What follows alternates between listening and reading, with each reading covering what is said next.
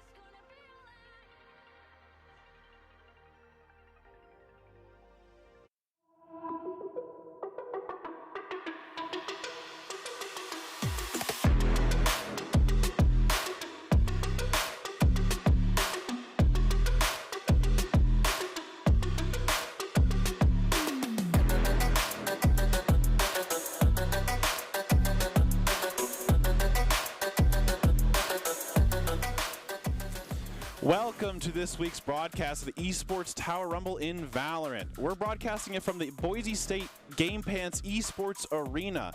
And welcome to the first, basically week of the Valorant Winter Rumble. A fresh season for all of our teams means a fresh chance for anyone to claim the top spot in next week's Grand Finals.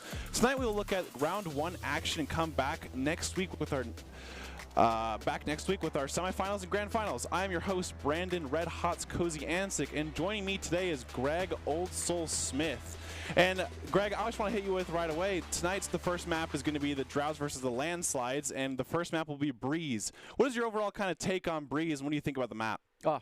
Overall take, I love playing on Breeze. It's just so wide open, just to such a sniper's playground. So I love seeing how other people like to approach the map, because you can play it nice and slow, or you can just rush in there and take territory quick. So how about you?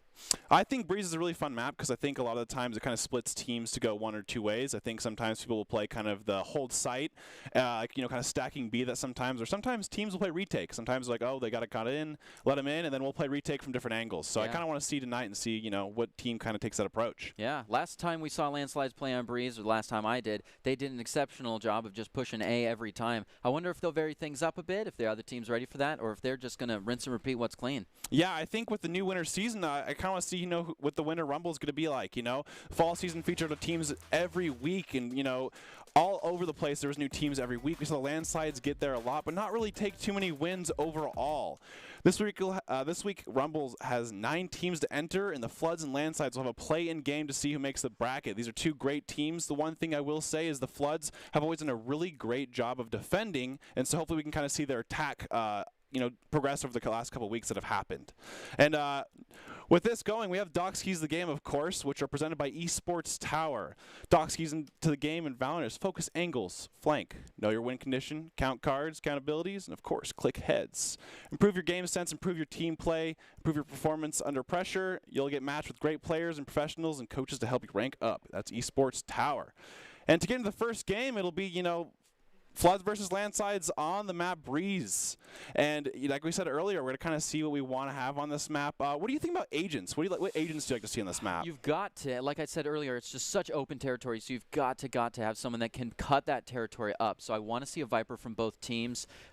You've got to take ability on the flashes, just because one little flash around the corner just blows up in a huge area. So I really want to see a Sky, maybe a KO if you're feeling aggressive. Yep. And then more vision blocking is just super important. So you got to keep that in mind. And as always, I hope to see a Jet, or at least some good duelists out there. How are you feeling about Neon trying to break up the Jet meta? I think Neon's really fun. She adds some more pace to the game. She sprints everywhere, and you always just don't know where she's going. Sometimes you always hear that shuffle now, and with her ult especially, it's really hard to kind of get a grasp on her when she's running and gunning you, but with perfect accuracy like Jet. So hopefully we can kind of see the Jet versus Neon that Riot kind of wanted to happen, or we can probably more so than less see double Neons versus Neon versus Neon. So. Yeah, we'll definitely see. Like you said earlier, we don't have a lot of pro looks, a lot of recent pro circuits on these recent patches, so it's kind of just up to the public and up to what people are seeing on Twitch how Neons run. So I'm excited to see what they give us. Absolutely, and we have a couple new people. It seems like for the Floods, we have Ellie is a brand new piece of the roster. Floods have put focus on working together more in practice and understanding how each other thinks of the game, which I think is very important when it comes to playing in the game. And it seems like Rafa has kind of stepped up into that IGL role. I think IGLs are really important in a game like Valorant. Sometimes you have a lot of different opinions and stuff like that, but having a good solid voice of what you're going to do and even doing it together can sometimes be the difference.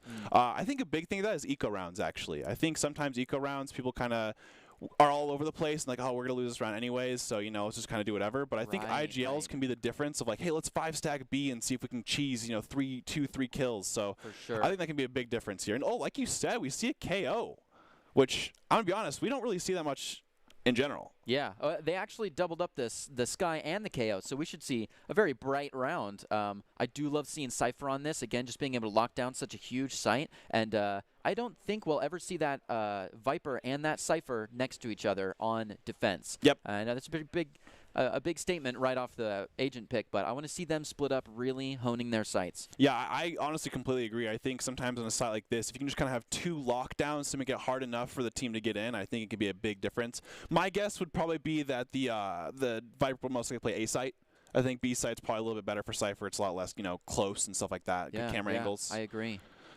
And it seems like the Astra, they're going to have Astra and Viper. That's a lot of smokes for, you know, the side over here. That is. I love that vision denial, really cutting up the zone, kind of taking it nice and slow, peeking your corners off that Astra. And the Astra's versatility is it doesn't have to be a smoke, you know? Yep. You could all of a sudden turn that all into offensive.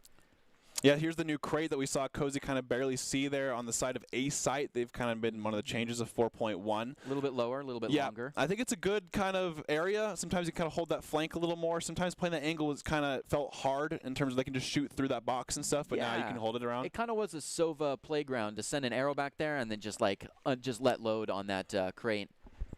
Seems like we're getting right into the round here, and it seems like landslides are kind of stacking that A site there. Yeah, we see a defensive stack there pretty hard as well, so hopefully they're able to keep up with this.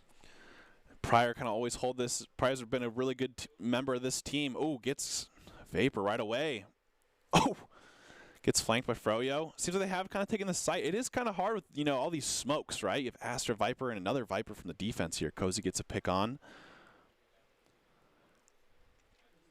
And they are going to kind of play slow here. Cozy gets another pick on Muffins. Seems like Cozy's kind of been this entry fragger that they've really kind of had so far on the Flood side. Seems a little bit quiet. Yep. So they had a kind of, you know, all their rush at first, but it seems they're kind of rotating out, but they do not have the spike. So my guess is kind of Floods are going to kind of hold that angle, which Floods have always been really good at. They've been really good at defense. They're a very defensive-sided team. They are very, I would say, disciplined. They always kind of hold their angles and make sure that they never really push out in any type of way. That's good. That's good to see because, I mean, the landslides, they have a really good offense. We're seeing things kind of slow down here. They're kind of just, you know, playing chicken right around the spike. They're running out of time, though, so hopefully they can push right in. And there it is. LA Prestige does trade Cozy, and there we go. Overall, great hold by the Floods. Good 2 for 3, and this is when we kind of see upgrades, right? Let's see if they kind of change to that more Ares style, or sometimes in this map we've seen kind of like Marshals because it's really long and kind of holding those angles. It really is a sniper playground, so I would like to see some Marshals come out. I want to see the new Ares meta, the new Ares gameplay, see what we can get out of that. Yeah, I'm very excited about that. We'll kind of see what they end up doing because sometimes teams, you know, especially Jet side, you know, Cozy I think got like 2 or 3 kills that round, so we could potentially just see them sticking with the Ghosts and looking for that off round 3. It's a lot of things we saw last week with the Wildcats. Love you bringing attention to that Jet. We didn't pick up on it, but unfortunately no Neons today, so we're looking at some classic gameplay. There we go. There's our first Ares. Yeah, love it. First Ares kill of the day. Ooh, Vapor low from Rafa right there. A very strong mid push. I like the spike in pockets. Guy's going to pick it up and run back around, kind of determine the site they're going for. It looks like it's B, but she's kind of going in uncontested, so she might be able to play maybe just against that Astra and take site. Got some more fighting in mid here. Yeah, I definitely want to see kind of this KO on this offense, get some really good silences and get a lot of information that way, kind of, you know, clear sites and corners that they kind of need to see when coming on these sites here. Seems like a Sky Flash did not hit too much.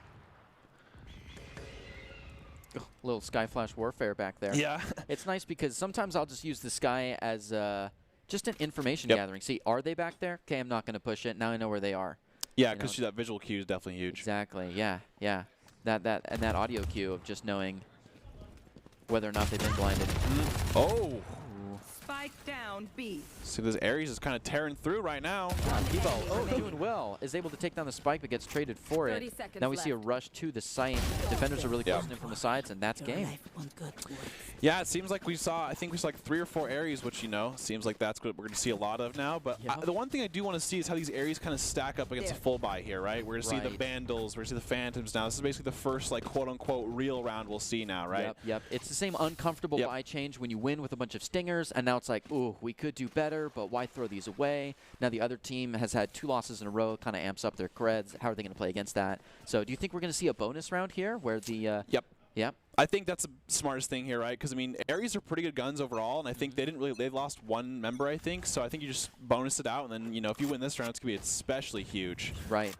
Let's see it. KO did silence, not see anything at gate there, but Rafa, Getting kind of aggressive, Rafa is, and that's contact. She knows she can just play off that. Oh. Speaking of contact, that was a little, was that a dink there? I think so, but Rafa does get a kill, and honestly, there we go with Astra kind of using her mobility to get that Wraith form out. It's like Prestige is kind of walking up. Prestige is a phenomenal player here for the landslides. Ooh, that Jet is causing some havoc. Ooh. The Floods, like I said, they're just really shutting them out here for the landslides. Yeah. Wow. Impressive play. I haven't seen Ares plays like that in a while. Yeah, and now they're going to have 3 Vandals on top of the 2 Ares, and Landslides are going to have another save round. It's probably looking like a 4-0 start from the Floods, which is really great here, right? Because, it's been a week or so since the fall, and obviously teams got eliminated than others earlier, so you had a couple weeks of practice, and really get to see who's kind of used that team to their advantage. And right now, Floods are looking pretty good on this breeze here. Yeah, they really are.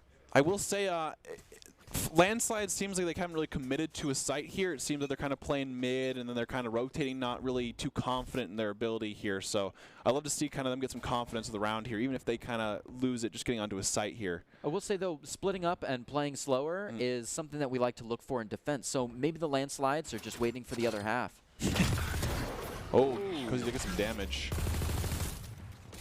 And just like we said, right, here we go. They're all 5 pushing onto the site here.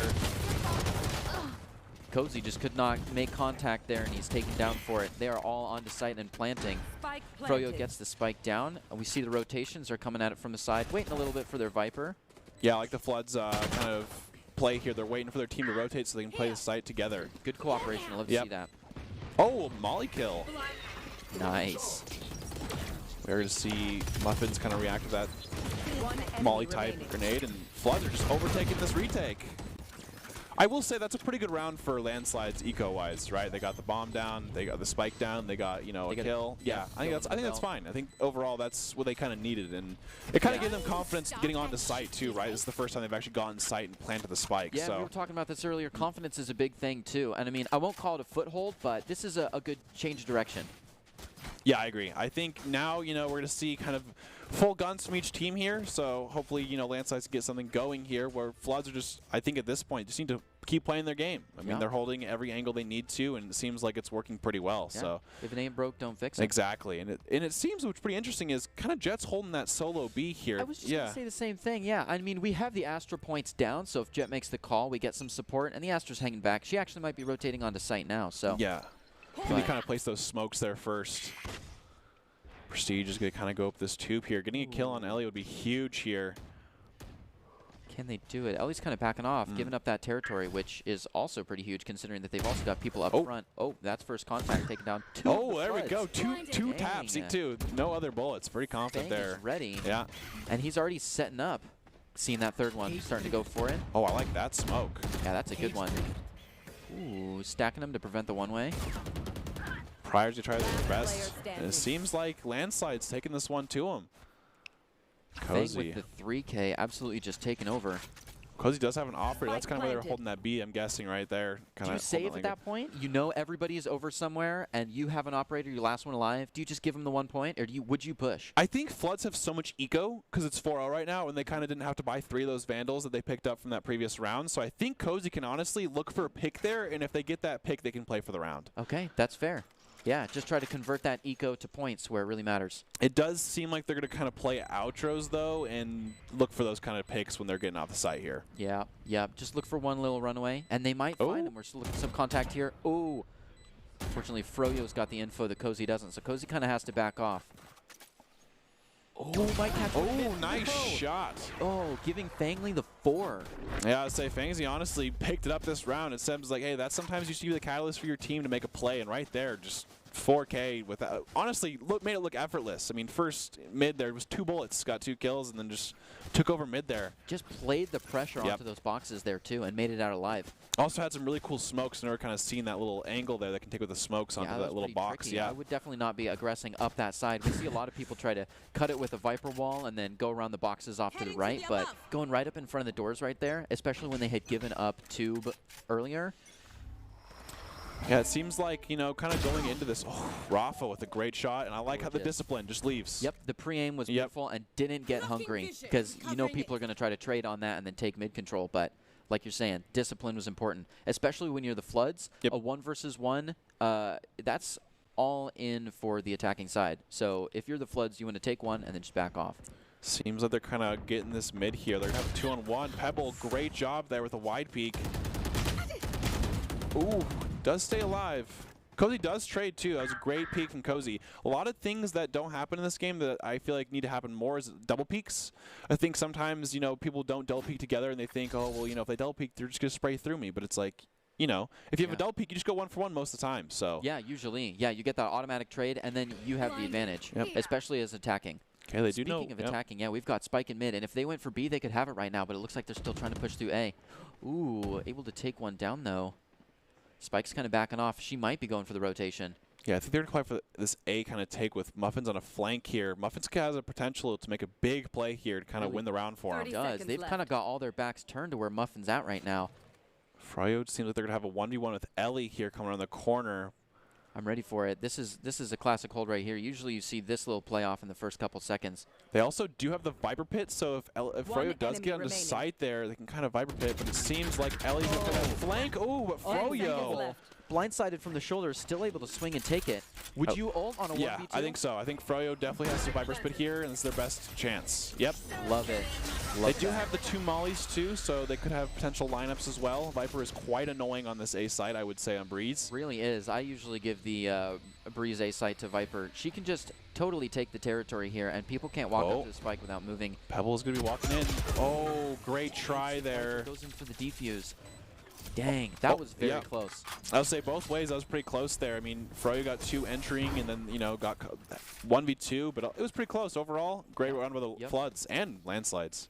Yeah, yeah. Landslide's making some good progress here, able to catch a point earlier on, so we're starting to see some of the energy shift over. You know, they're adapting pretty well. Playing less spread out, playing more together, a lot slower. Yeah, say even going from last week to the club championships, landslides have kind of stated that they had team communication. They've always been kind of working on that, and you know, figuring out what comp works for them and scrims and stuff. And I will say, after those first 3 rounds, it seemed like they kind of gathered themselves, and the communication has been pretty good so far. And I think that landslides can kind of make a comeback here. They've seen a couple rounds with the momentum going for them.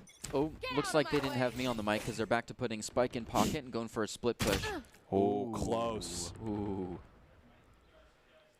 Glad to see these. We say Floods have a lot of ults ready for on their side, and it seems like landslides popped one, but they have the KO ult and the Cypher ult. They do. Ult economy is pretty high right now, and I'm ready to see a big all-out round pretty soon when they drop some things, especially that Cypher ult. Too many people for too long have made the mistake of just holding on to Yep. it, waiting for the perfect time, instead of admitting that, you know, they get enough kills every time to refresh it when they'll need it. Yep, I think sometimes you just got to rip it pretty soon. And the one thing I will say, I think the landslide side, KO ult is going to be the big factor here.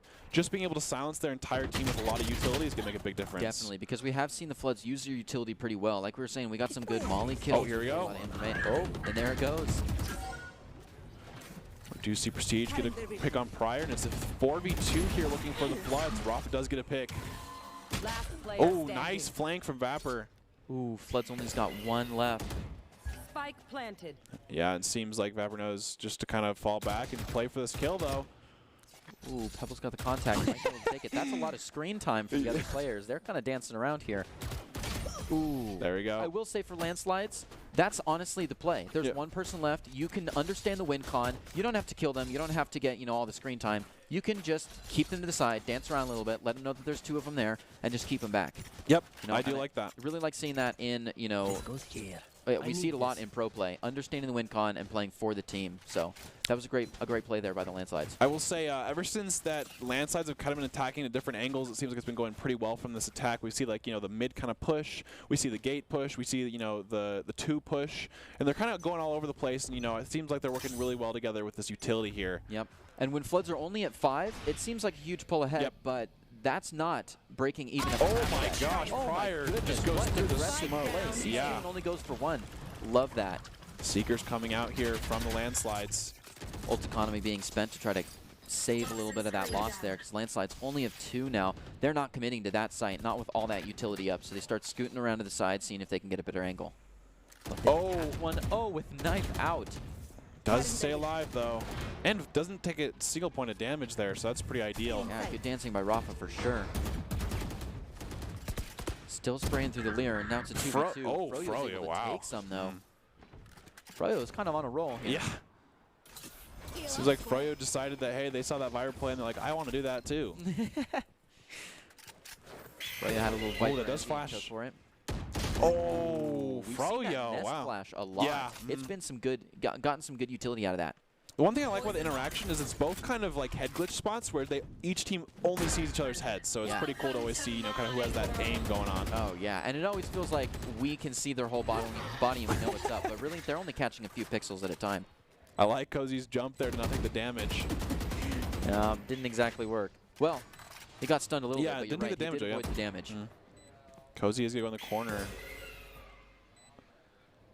Since they have, you know, it's One 2-on-2 enemy here, remaining. Cozy does get a huge kind of pick. Does blind him. Ooh, moves right in, you can see the spike. Player Oh! standing. Ace Right opportunity here for Froyo. Froyo, let's see it. Can you clutch it all up? Oh! Taken right at the last second, and when 1 health. And they barely missed the molly. It was just a little too left there. Oh, what That actually would have tight got him play too, right there. yeah. Almost an ace, barely got that defuse. Wow, that was a fantastic round from each team. And it's crazy the Floods kind of pulled ahead there. That was. Yeah, I got that instant replay up. Yeah, prior beginning of the map, just bringing it around there, just pushes the smoke and just gets 2. Like right here, this is such an aggressive play. Oh, just crazy. I love seeing that, just breaking into new ground and taking that aggression, especially when you see teams start to pent up really on one side versus the other. You know, hey, if I can get out there and take 1 or 2, then that's an advantage to my team. Yeah, I also like the discipline from Pryor. Just gets 2 and leaves. Yep. He knows that they have the smoke up for a certain amount of time, and that's all they need. Landslide said, hey, that almost worked last time, let's run it again. So Spike's in the pocket, they're pushing nice and slow. Seems like Landslide's once again kind of overloading this A. They got 3 kind of A side, and they have 1 kind of Cypher obviously holding that screen or that gate area-ish. Sky just got the info, said it's a little tight there. They start to scoot back. We see the Spike moving more towards the tube. We also have 5 ults on the side of Floods. Goodness, Floods could just unleash right now if they wanted to. Let's see kind of how they use it, though. I do want to see kind of an aggressive Empress in terms of like when they see him coming in Have we here. seen an Empress at all today? I don't think so. I don't think the Empress has That's been popped yet. surprising. You know, usually Reynas don't hold back from popping that ult. Yeah, and hopefully we can kind of see it be used pretty well here. Ellie does have a Ares ready to spray through that smoke. Good 1-for-1 there, though. That is going to be advantage to the side of Landslides. Landslide's a good call to hang back a little bit. Oh! Ooh. Feng coming back out. Was that an op call I heard? I think it is. Feng plays very patiently, too. He was holding that, you know, that gate area the entire time. They were ready for Feng's Yep. tricky stack smoke there, so he goes down. Okay, 3v2 here. We still have 3 ults. Oh, 2v2 here, but we have to understand that Cozy is quite low. Ooh. Cozy doesn't care how low they are. Oh my gosh, these lineups. Wow. How do you hear it?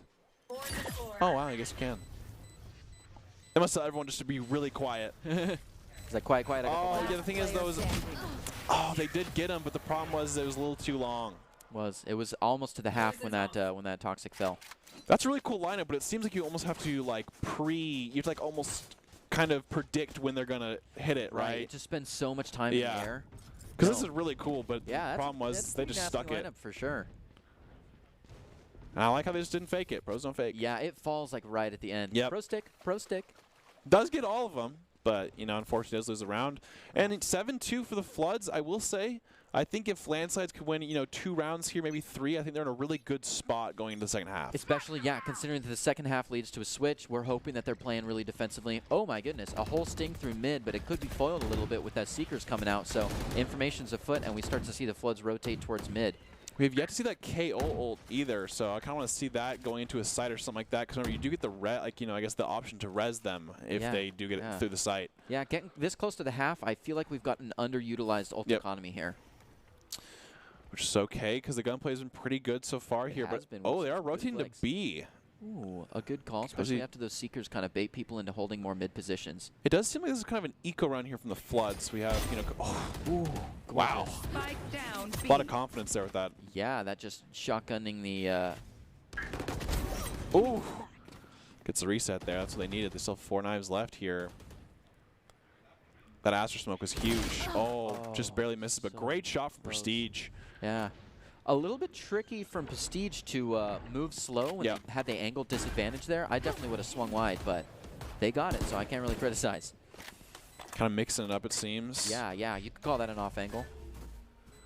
Let's see here. Rafa's going to be kind of taking sight. Great Viper Wall. Cannot really see anything on the other side really here. Shuts that down, and you can't push through because it's just... Oh, Pryor with a great flank. Oh. Does get damage onto Froyo, though. Froyo is pretty low here. They do have to be, you know, kind of cognizant of that Viper lineup, except for now.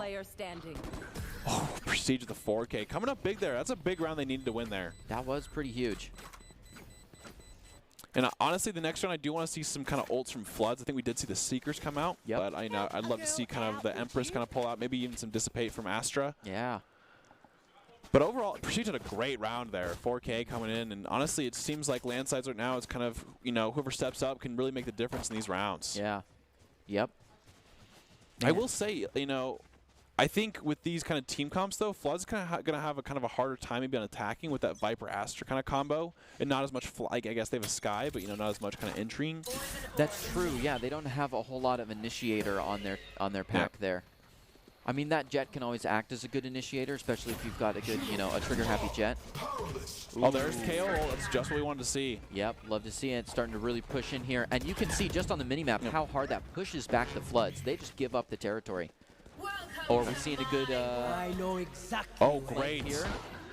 Oh, nice shot from Cozy. Muffin's already into plan. Spike planted. Last Seems player like standing. they're Floods is on an eco, actually.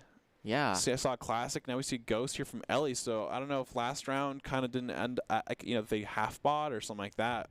And 2 ults against an eco, they kind of shut the Floods down. Floods has got 1 left, just, you know, just trying to watch the corners, stay alive a little bit. Gives away her position on that one to all 4 players, so I'd be scared to, scared to peek that for sure, but definitely puts up the fight.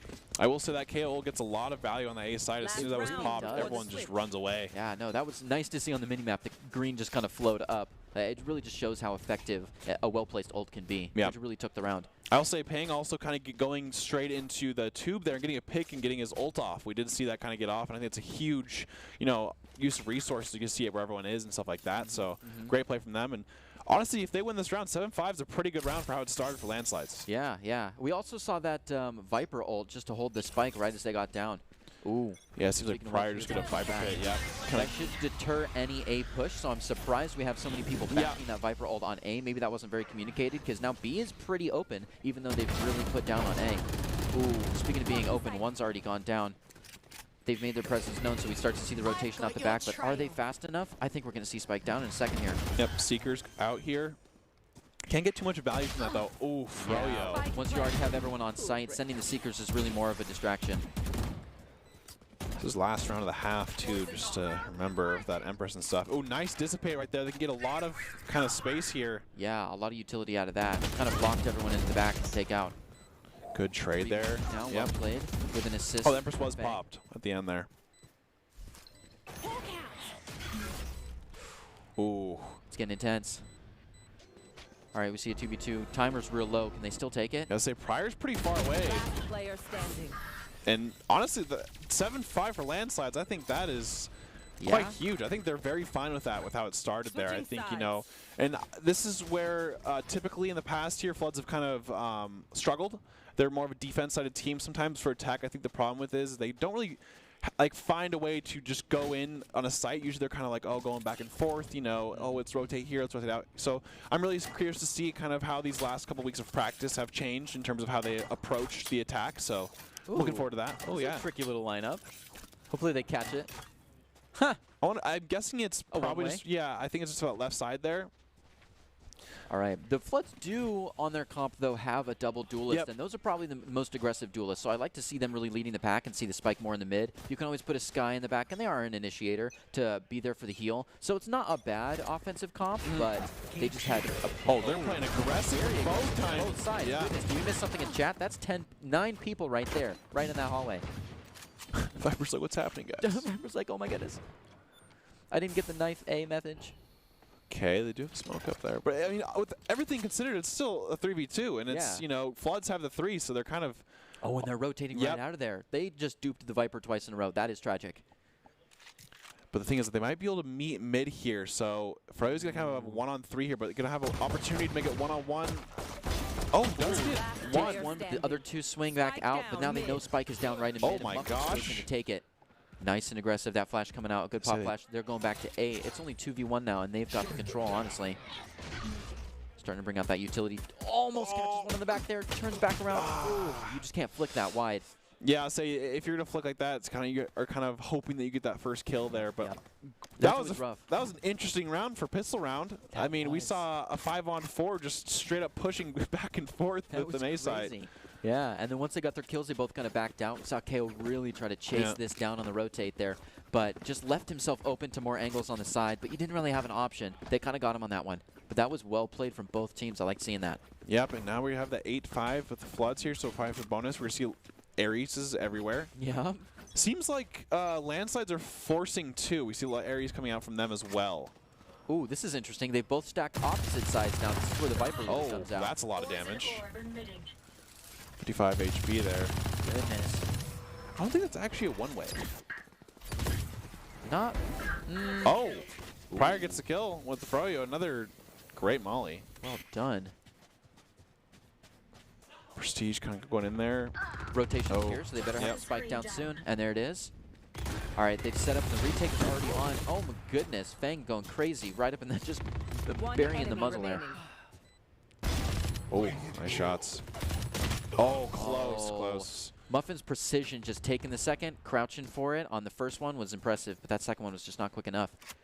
It'd be fun to see how many just like if you can compared like how, you know, Spectres versus Ares, how many more bullets are just fired with an Ares. Like you just, you know, the clip's so big you can just, you know, shoot all the way through smokes and all that stuff. So it's just funny to see them just basically you just hear so much sound with all the Ares going around. Yeah, no, it kind of we see spray and pray meta start to peak back up, especially in low elo. I'm sure they were happy about these Ares, especially when the firing range, like the rate of fire buildup changed in the 4.0, and they pulled it back a little bit in the 4.1, so it takes 13 bullets instead of 10, and it goes a little bit slower. So these guys have been pretty good. I think they like the Ares too. It's a pretty fun weapon to use. And Rafa just going in there, especially the Reyna. I think Reyna's a pretty cool agent with that, especially with the Empress maybe. Oh, nice shot. Floods are really aggressive on this B site. Cooperation between Cozy and the Sky was great right there. Sending the flash around the corner, having Cozy ready, and then popping out and taking the head. Oof. Seems like Muffin's got one, but does get traded by Pryor. And a 2v4 here. Doesn't eco round here for landslides, and you know floods are just bonusing, so they do have the advantage here. Oh my goodness, Ellie playing danger. A flank on the retake. That's when you know you've got the man advantage. Oh wow! Her shotgun was not ready for that range, but Fang was. With the K tack. Ooh, I remember that. Seems like they're to kind of let the spike go off here. Maybe get a couple picks. Ooh, but they might be getting flanked here, though. I don't think they'll take him in time. Yeah, looks like she's kind of safe here. 5 HP Pryor. Oh, he was sneaking back on. Really, really. I wonder. That's probably just for ult point. I'm guessing, right? Because all they had was a sheriff and like 5 HP. Oh. And so I think they just did that for the extra ult. Because you remember, if with the new change a while ago, there, just because you live around, you don't actually get that ult point. You have to actually actively die or get a kill. Gotcha. Yeah, I've never considered that. That's interesting. I thought he was just hungry for an exit frag. Yeah, I think it's just get that extra point here. And now I think we're going to see both teams. Yeah, both teams are going to have full buys now. So hopefully we kind of see some more aggression. Floods are doing a great job of kind of, pushing these sides together. Yep, landslides have got to step it up. It's getting pretty close to... Oh, I think he just ran out of that.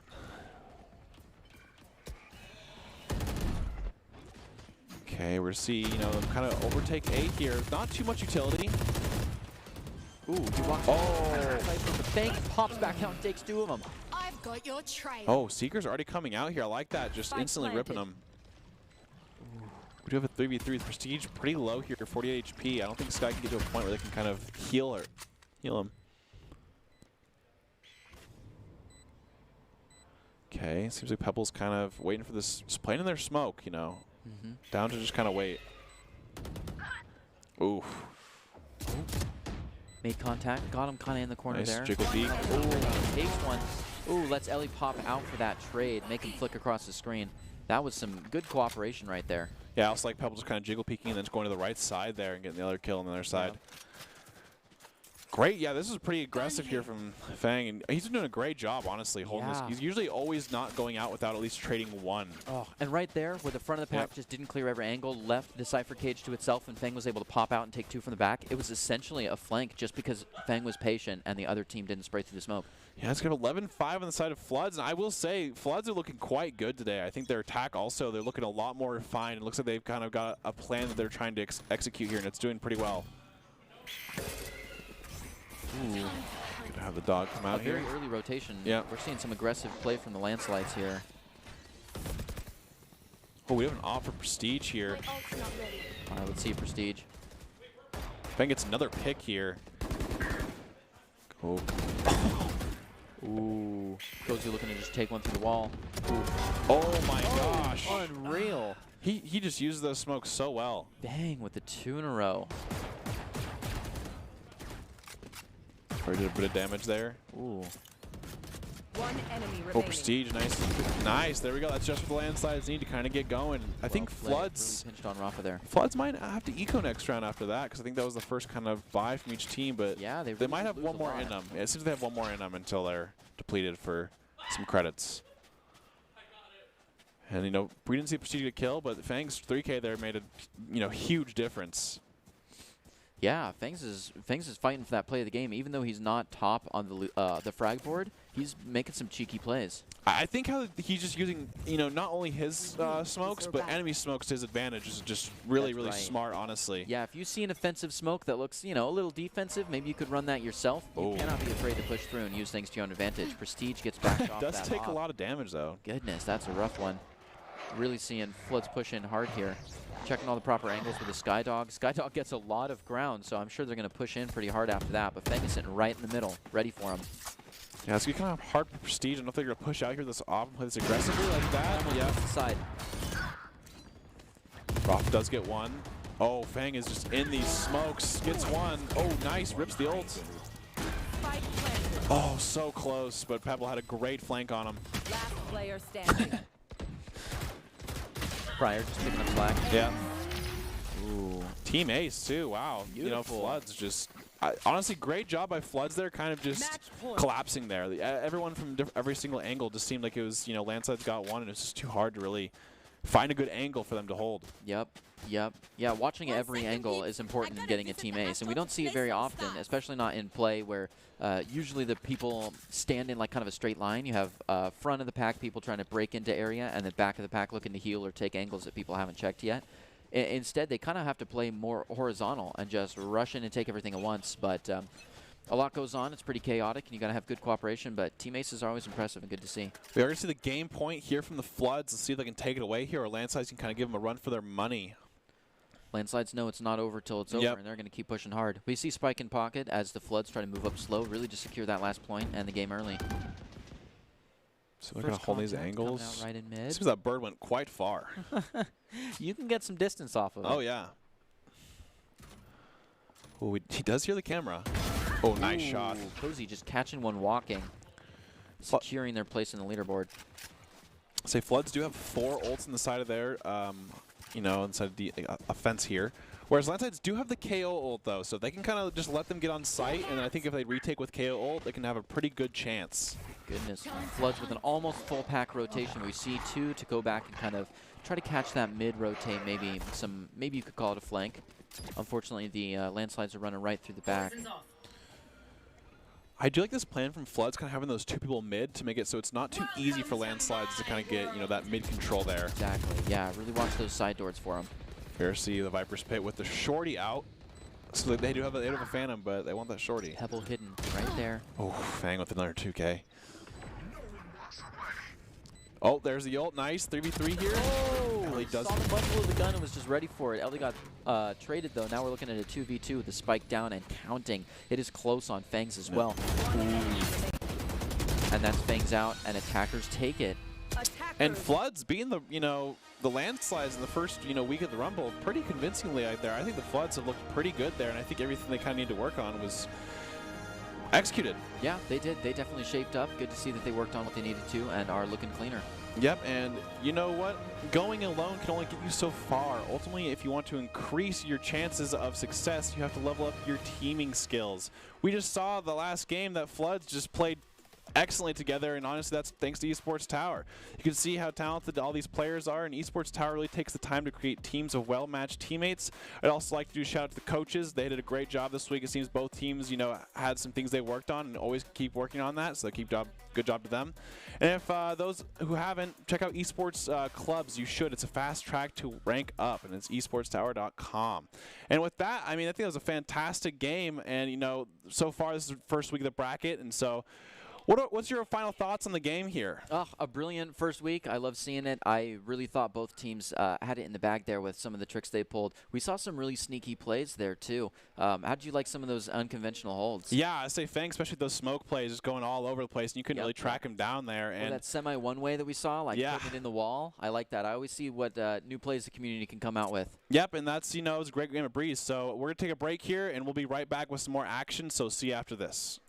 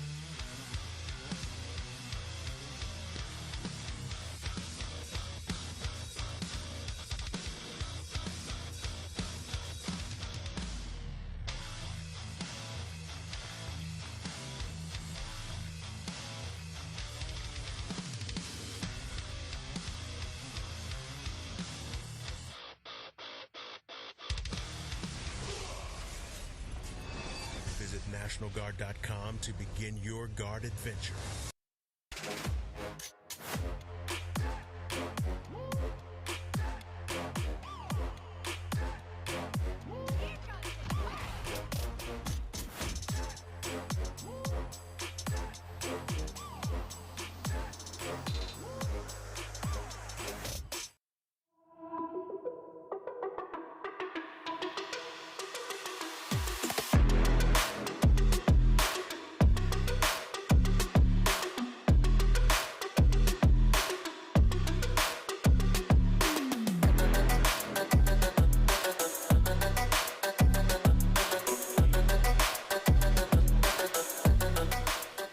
Welcome back to this week's broadcast of Esports Tower Rumble in Valorant. We're broadcasting it from the Boise State Game Points Esports Arena.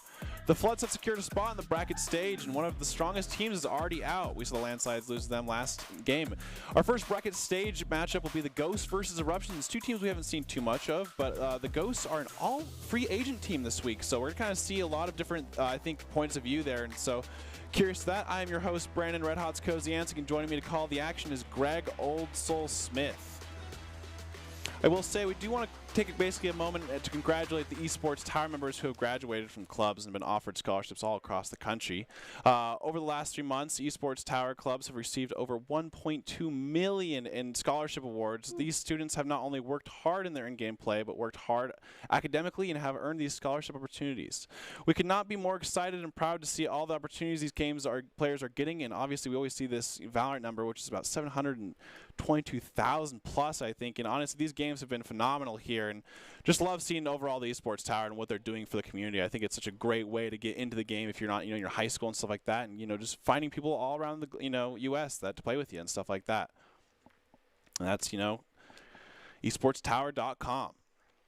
Also, going back into it, I think overall this is going to be a great game we're having on Haven. So a couple points you want to make for that really quick? Not really. I love playing Haven. I remember watching Anomaly play on Haven on day one, trying to get my beta key. So it's always been a classic map. A lot of players have this down because it's been there since beta. So understanding the 3 sites and knowing how to rotate, there's people have that in the pocket for a long time now. And getting to the dogs keys in the game, make sure to focus your angles, focus the flank, know your win condition, count cards, discuss abilities, make sure you click heads.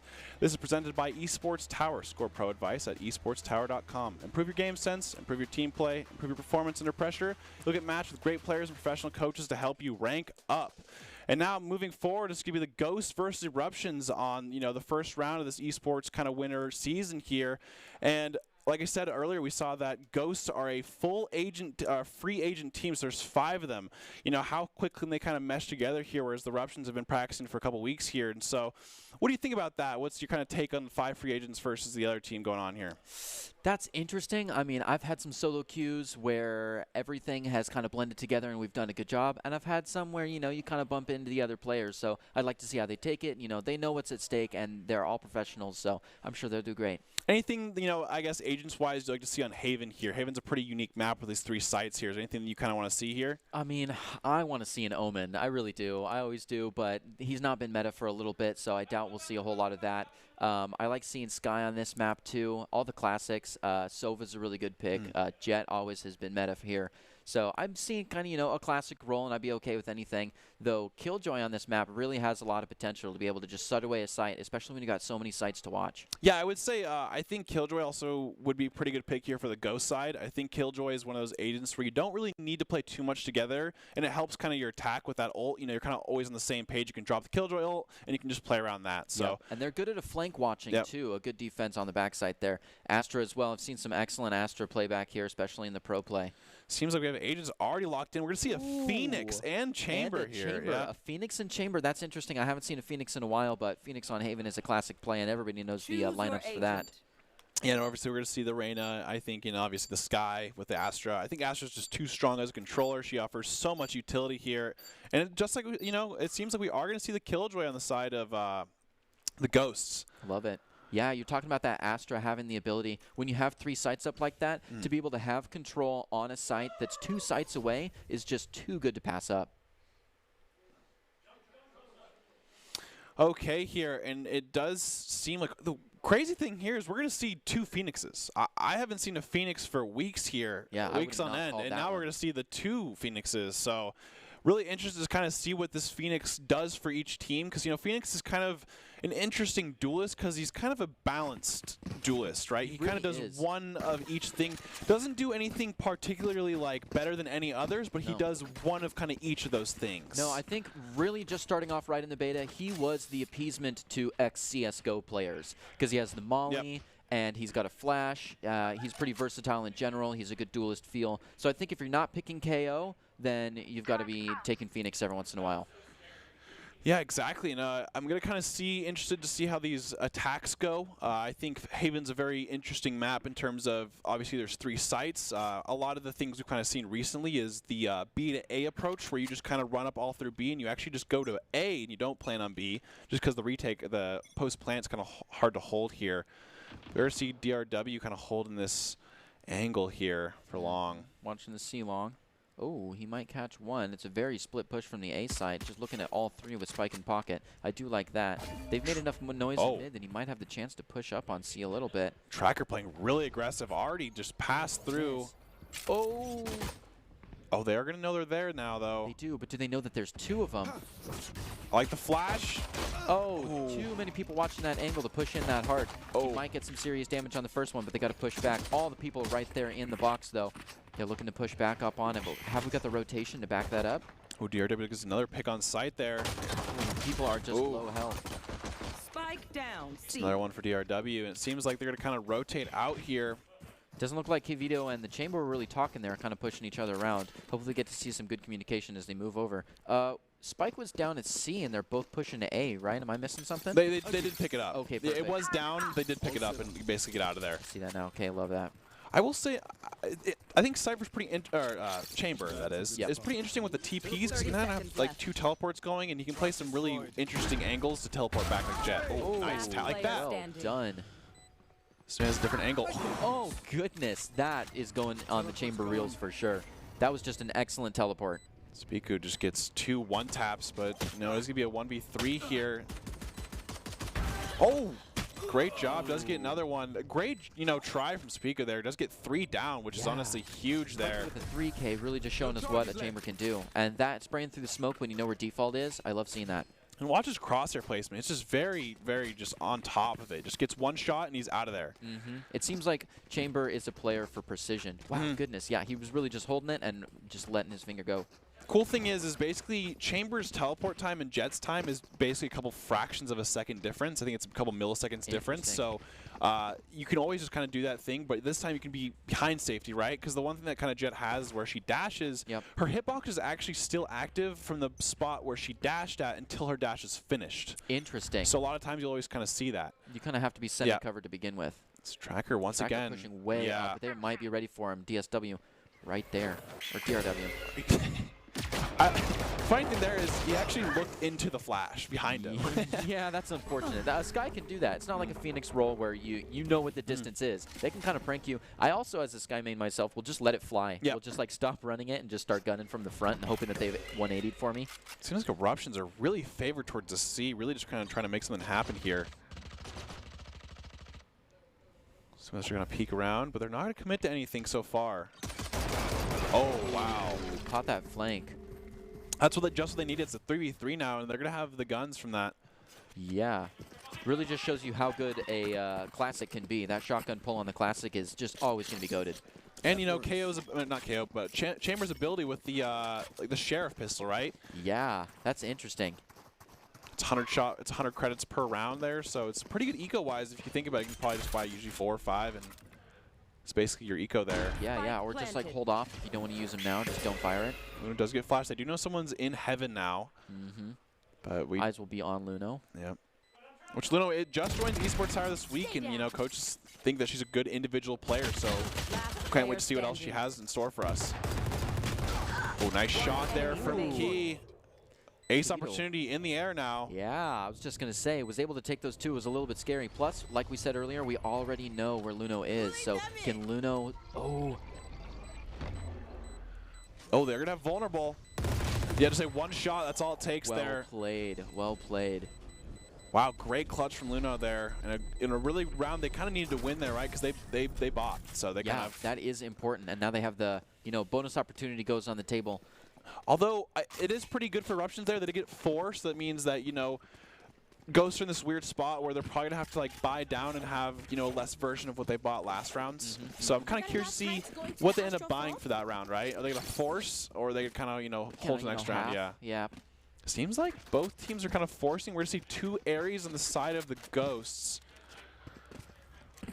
Yeah, we're going to see basically 2 Ares kind of split there.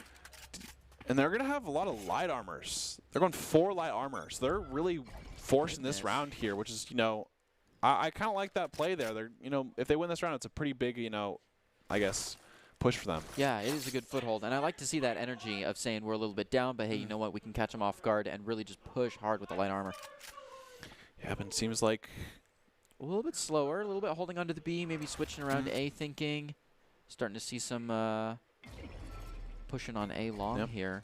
They've got a lot of utility hold up in B from the Ghosts. They have 1 on A here, so Eruption should have pretty big number advantage here. Just Luno holding the site. They aren't going to turn the corner, though. They're able to take that 1, but people are already ready to move on to site. We see Tracker trying to hold it back as they try to get the plant going up for default. Plant goes down. They're ready to hold the site, but the retake is coming in hard. We haven't seen anyone go down with the gunfire. It's unreal. Tracker taken from one of the 3 that are coming in from the back. We've got 1 in heaven as well. Oh. 3v4 Spiku is pretty low here. Spiku just pulls off a little bit. That means the retake was successful. Are they able to defuse before people push a second time? Yeah, it seems like he's going to kind of push this angle here. That's the Empress rolling, so they get 1 kill. It's going to be a huge reset for him. Player Ooh, Pro standing. Stick Key is so low on health, but has no option. Ah, good try there, though. But Ghosts are going to win it. Really close round there. 0.26 seconds. What yeah. a tight play from Ghosts. That was incredible. And low health on 2 of their 3 Yeah. standing players. And only because that Phoenix was able to, use some fire. DRW was able to heal themselves back up a little bit. Otherwise, they would have had 3 low health players holding down a site right there with 0.26 seconds left on the clock. Yep, and I think honestly, Ghosts are doing a great job of retake. It seems like they're playing slow and you know playing together. And you know, as a free agent team, they're doing a great job of communication here. But they just to play that tight this early on defense, Eruptions might be getting a foothold pretty soon. If they can just make a 1-agent change here, maybe take 1 a little bit earlier. A Tracker with a Bucky. Things we do not see very often. Ooh, Tracker's got a great angle here. Okay. Takes DRW by surprise. Spike down mid. They get a Vandal now for that, which is huge. Does have utility, but might just dry peek this.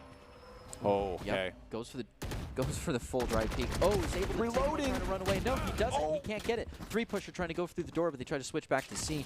You see Key pulling out the Ares, trying to push back into C. Even the defenders are already rotating in. They might get some pressure from the back of B as well. Spike is down. Spike down. Mail C. picks it back up. Last player standing. Hot on that. We've seen a lot of that flank right there, right through the box, right on their tails. Yeah, Reskin had a great flank with the knives there, and honestly, DRW just held that, basically that garage there, not moving an inch.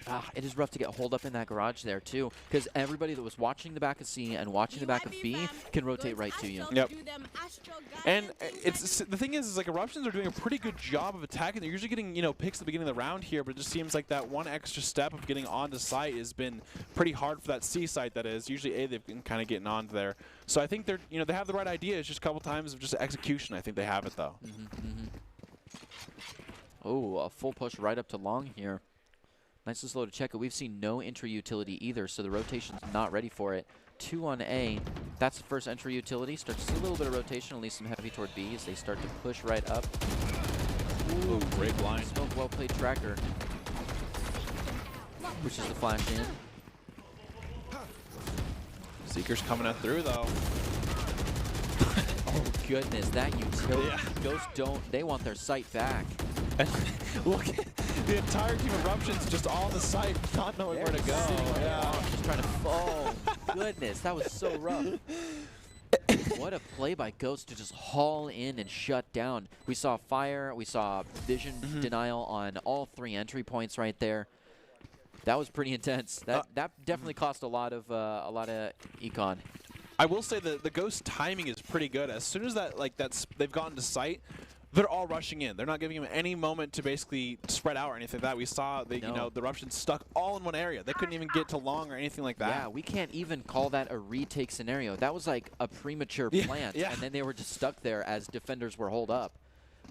Yeah, good reaction time from the Ghost. Good team playing there to make sure, you know, they didn't catch anyone else in the fire. They kind of pushed all from one side and cleaned it out front to back. Absolutely here. It's 5-0 here for the Ghosts. So Eruptions kind of need to get things going or else they're kind of feel down. But I still think they got their head in the game here and they're not ready to give up just yet at all. Dude, they're playing a lot further back here, just trying to Ares out through the gates. They know that that's been really had a lot of eyes on it since earlier. They're saying, no one's going to flank us this time. You know, we're going to shoot from back here. Mail's going to take actually a couple shots there. Going to lose all the armor. Ooh. Pico, yep, going through here. Ooh, coming right through C-Long, clomping around. Get a little bit of suppressive fire so they can move people up. Nice flash. Oh, he does get a great trade there, though. These Ares are better than Vandals. Yeah, it's rough. It's rough. And then you don't have to, I mean, you know how slow you move when you have an off because you don't want to lose it. It's the same energy. When you know you have something cheap, you can just come marching in. And I think that does play a toll sometimes if people playing aggressive, right? Sometimes people just think of the guns more than anything else. Yeah, yep. Could they get some information from that? They do have Seekers, though. Yeah, they might be coming out. Oh, Chamberlain is now in. Oh, they did hear him. I don't think it caught anyone, though. That slow is pretty brutal. Player standing. Okay. Rough. They know where. Oh, man. Close. That was a great flank from Rezikin. They kind of had made him, you know, didn't know which way to look for the other one. But Rezikin does get the kill onto Chamber and Long there. And it's rough there when you have a 50-50 where you know someone's on both sides. It's which one's watching, which one do I need to take care of first. Mail was kind of stuck up there in the box here.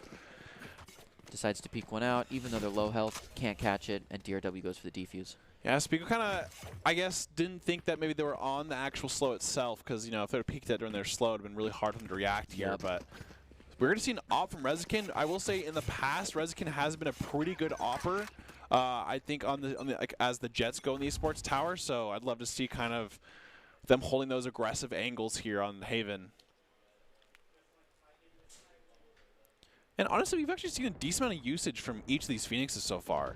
A lot of util and stuff being used. I mean, especially their flashes. Yeah. But they're definitely getting good utility out of them. Oh, speaking of utility out of the Phoenixes, we see a nice aggressive play. Unfortunately, is able to take one out. Goodness. Tracker trying to clear that site before the runner back runs out. Great Dissipate actually coming out here from Eruptions. Yeah, really clears out that hell spot. They can't push into that, so. Oh, nice shot. Take him right on the. I guess I was wrong. Oh, they got the Killjoy thing down as well. The Killjoy ult. Yeah, a lot of ulti economy just moved hands in that round. Seems like DRW did have a flash out there. Reskin has a Vandal now. Did have an op. Yeah. Chamber was able to move around. That's always rough. Ooh, the great suck there. Yeah. Vulnerable goes to fake it. Oh, takes one through the wall and then goes to stick. Does he know? Oh my gosh. Nail so expertly played. Just probably feathering the S key right there. I will say, any other time in the round's over, right? That was such a close defuse there, and this flash just didn't look away that was there. A tragic flash. Did not think the Chamber was going to push up on that. Or was maybe hoping to time it and then go for you know, just a blind click, but wow, speaking of blind clicks right to the box. Look at this, look how close I was. Scary. A wide enough monitor would have seen that. I always do like seeing kind of the Vandal versus Phantom versus Vandal difference here. Yeah, in age-old war. Ooh, the early flash catches some information. We might see a C rotate from that considering how much they've already got posted up. I love the shots through that doors. I remember when the doors were wider and the curtain wasn't on top of it. The Sage cheese. Oh, yes, yeah, Sage. that was awful. Battle Sage cheese on Haven. You couldn't see her. I'm surprised we haven't actually seen a lot of Sage pick on this map. It's still so many tight hallways that you can just shut down with a Sage. I think people just like the overall just usefulness of whatchamacallit, Sky. Yeah, the versatility of the Sky heal kind of just outplays the Sage. I will say the Sage slow orbs are also really put to shame by Astra's Gravity Well too. Because if you molly on top of Gravity Well, it is so much stronger than mollying on top of a Sage orb. I just think also Astra just has overall utility insane. Oh, nice gets run right into it. DRW is traded though, so that's 1v1 down. Now we're to a 3v3, pushing back on A. We've seen so much ground on A play today. Ooh. Does get seeked though. Just Rezkin nice. blinded. Great smoke there, honestly. Rezkin is just. Oh my goodness, Rezkin on fire there with the 3, even though they were under so much pressure. With the Seeker catching him, just kind of hold up in the smoke for a little bit, came back out when they were ready. I'll say that Eruptions actually had the number advantage, 4v3 there, and Ghost just playing so aggressive sometimes with this, these retakes. I guess we'll kind of see, Eruptions, what's kind of working for him, because sometimes, like what happened, I think recently these last couple rounds, they've been getting picked off early, and I think that's really hard to kind of deal with. So if they can kind of just make that pick, I think it's a timeout being called, I'm guessing, or some sort of pause, which, I mean, overall, it's probably going to end up helping the Eruptions. I think timeouts, once again, aren't really used to the fullest potential, because I think sometimes, Valorant is a very momentum-based game. It really is, and I see a lot of timeouts in the pro play when you see a change like this, 7-1. Yeah, they do start with the pick, though. It's huge. Tracker is going to get the gun here. Seems like, this would be close. This would be a huge kind of pick if they do get it, but Speaker's not going to peek it. Oh, they do get him with the dog. There's a lot of utility being used from both teams here. Yeah, they're really, once you put so much utility into taking B, would you go with the strat of pushing B to A? Okay. Oh, that flank taking Oh, the wow. default and backing it up with only 5 health. They still push straight through. Oh my goodness. Rushes right to the line though. Player That is standing. rough. One enemy Okay, remaining. Down to a 1-on-1 here. 1v1 right in the box. Feeling sight. Last pretty utility low. from both teams coming out. All the vision denial. They're just holding the Out of angles. charges. Oh, Keys who is kind going of, to take yeah, it? say. Oh. Oh. I will say, DRW holding back, making sure to only watch one angle at a time is definitely the move. Yeah. Oh, takes that one.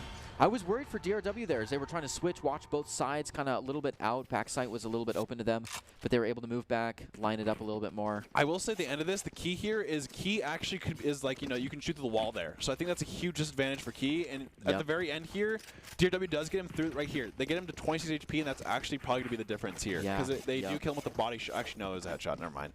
Still, just, I mean, and even if you miss that headshot, you still just, like, the other team, the Yep. other player knows they're down to 26 and that they haven't got a lot of lead out onto the other person. So it's a mental game, too, as well. Reskin is popping off this game and now opting with the op here. Going to be using it from sewers, though, so...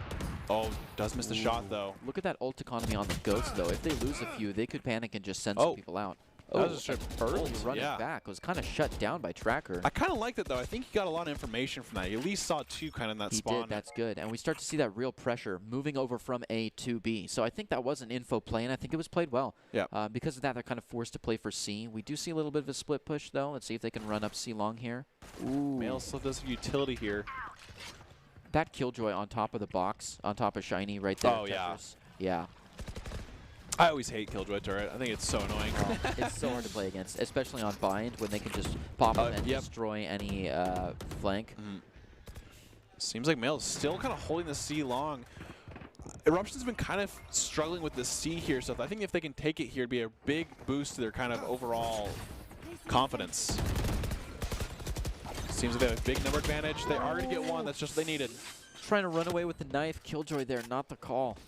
He does have Empress here, but it seems like they might be holding or something like that. Yeah, when you've got the advantage, do you really need to pop Empress? Eruptions might think they have this one in the pocket. I mean, it is a They've got it down. 5v4. And we also, okay, we do have Chamber ult, so Chamber is going to be kind of holding that long. They're going to have too long this time, so we can kind of play it confidently and just hold that angle. They really can, especially with one down on default right there. Chamber can just watch it, and we have someone on the... Ooh, speaking of someone on the flank. Oh! Oh my goodness, takes down One the enemy op remaining. right there in mid. Just a nice little dance on the grass. Oh, switches it out for the op, and the attackers take it. Ooh, that's a good econ change for the next round. I will say it seemed like Rezakin really kind of wanted that reset more than anything, because I think that right click would have just got him right away, but, you know, decided that, hey, I kind of want this reset going with the left clicks here. Also, great use of Wraith Form, but like I said, it was just Oh my crazy. The goodness. jumps just really threw him off. That was scary. Just got pinched. Was like, oh, don't want to be, you know, coming out of Wraith right in front of somebody. Turns around, Sky right there.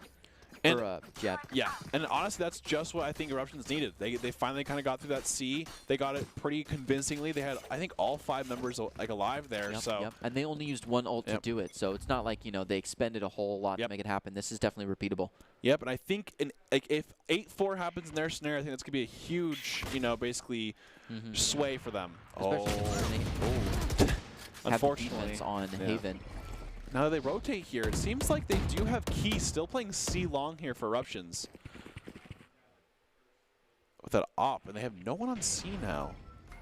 I like this play. I like that. Yeah, that was a good rotation right there. And now it seems like Ghosts are 3 people on the side of A. The run it back right there. Yep, and that clears basically everything they needed to get onto site here. Yeah, Great molly. A run it back through an empty site just absolutely changes hand. Because you can say, yep, it's clear, I've got it. Like, backside's already been mollied out, just go in for it. So Spike is down, and they're kind of backing off from it. They also have 2 flanks here looking from B here, and B main. Oh, goodness. Yep, gets 1. Great. Wow, what a trade right there. Shooting over each other's shoulders. Oh, nice shot. Little Phoenix v Phoenix action in the back as the Spike ticks down. Speaking of which, they are running out of time. Can DRW get in there and clean things out, or are they just looking for an exit frag here from the mid? I mean, thing is, though, is are you going to try to save that? I think you'd go for a gun or something. Ooh. Even Ares has more value. There was Vandal there. Okay, that's good. They'll take that. Yeah.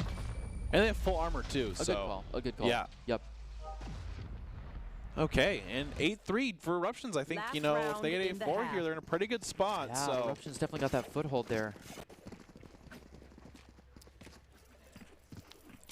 And you know, I think in the past though, Eruptions have been a pretty good defense team, but I also think that sometimes Haven can be pretty tricky for attacking. I think, you know, sometimes it's really easy to like overcomplicate Haven, I think, with all the kind of routes you can take, going through Garage, going through B and stuff like that. But they've kind of figured out that I think you gotta play the flank angles a lot on this map. Like there's a lot of open, like it's really open. They kind of played B last round. You saw them flank and get, you know, 2 kills there and make it really hard for Ghost to actually defend the site here.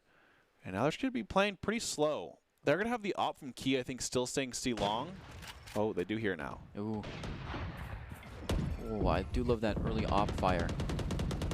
On the mental game, that just provides so much pressure as well. We start to see people float over to C because they're, oh, you know where the op goes. Ooh, and box is open. They're pushing right up into B. Seems like they're doing a really good job of utility, too, kind of looking at all these angles. Yep, Sky's able to clear it out. Yeah, I love how every person walking in always checks left, moves left, and checks right. Yep. Like, none of them trust that the other person has caught everything because people are rotating. Nice pick from Key. Ooh, so many back players. It's down to 3-1. Let's give him the Key. Nice Empress box. Keep pulling the Empress on a 3-1. 17 health left. They can't do it. It was last round, but I think that was the good try there. But like I said, I think B's really hard to kind of hold after, you know, planting there post plant wise. It is. But Ghost did play that pretty well from every angle. So Yeah. 9-3 though, I think with how dominant Switching Ghosts sides. were in those first like 7-8 rounds, I think 9-3, especially 2 of those being at the end, is pretty big. Yeah. And you have to ask, if it's a big push to one side or the other, is that just an attack versus defense push? And we'll see it the other way on the switch. So Also 9-3 curse. Everyone knows about the 9-3 curse. You see that 9-3 and you're like, well, okay, guys, I almost wish it was, you know, it was 8-4. But here we go. I think Ghosts as a free, like all free agent team, though, are playing phenomenally together, and it seems like, you know, they all kind of have a good picture of what they're supposed to be doing, and they're listening to calls. I don't know who's making the calls there, but it seems like, you know, they're all listening to it and doing a great job. yeah. And Eruptions, you know, looking a lot better, I think, in the second half. It seems like Spiku is their IGL, so maybe he's making some more plays of like, okay, I need to step up a little bit more. But we're going to see the second half here.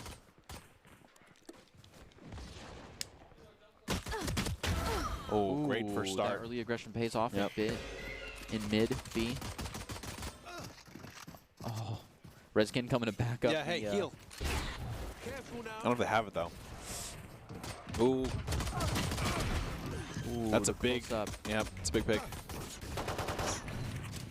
Last player Oh my standing. gosh, Frenzy. Spike down B. It is 100 HP, so this is definitely doable. Yep. Oh, it's going to be kind of hard that they're peeking planted. wide.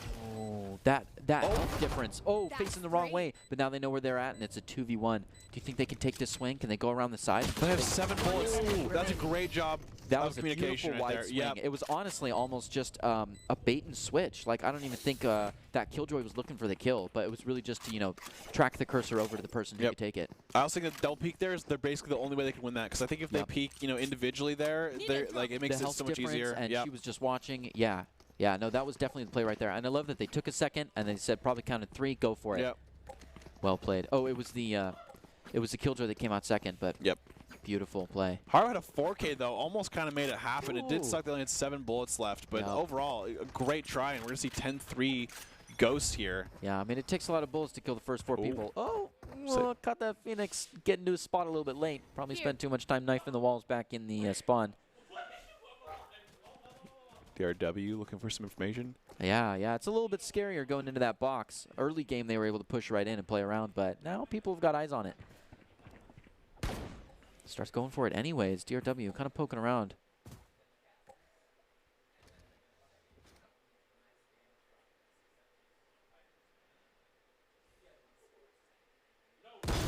Look at Oh, that. nice shot, DRW. Hellcats. Okay, does kind of see them on the left here though. Iciger just holding the Yep. spot. Haru does get a pick in retaliation. It's 4v4 now. Oh! We've got 2 on A site.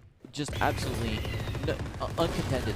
Oh my gosh, nice Ooh, shots. Iciger taking 2 on a site they're not even planted at. Yep. He's just catching people on the rotation. Unfortunately, goes down to the third one, lets him know there are people on the way. But do you think they can take this retake?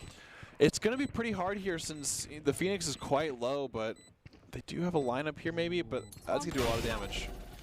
Bomb grenade out. Although they can get a kind of kill here. They do know they're in the corner. Ooh, drops the turret a little bit wide, but that flick comes in clutch, able to take one. Really closes up the site. Chamber has to drop in through the smoke, and he's just got too many eyes on him. Well done. That was a good try. I like that, you know, kind of jumping down, seeing what you can kind of make happen, but... I think that's the most successful split push we've seen. To just Yeah. walk into A uncontested. I mean, I didn't even, you know, look to the minimap for a minute, so they caught me off guard.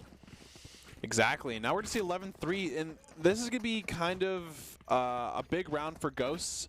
I think Ghosts winning this round, because Eruptions are obviously going to have a pretty bad eco this round.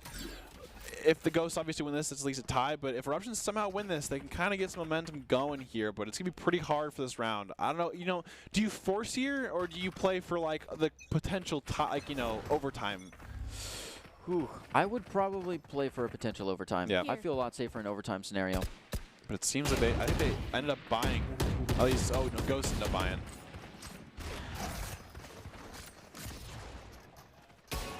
Oh. This skin makes it sound like you're getting a kill every shot. Yeah, that's pretty intense. I'm surprised they haven't gone for that ult orb. Oh, good slow there by the chamber, but...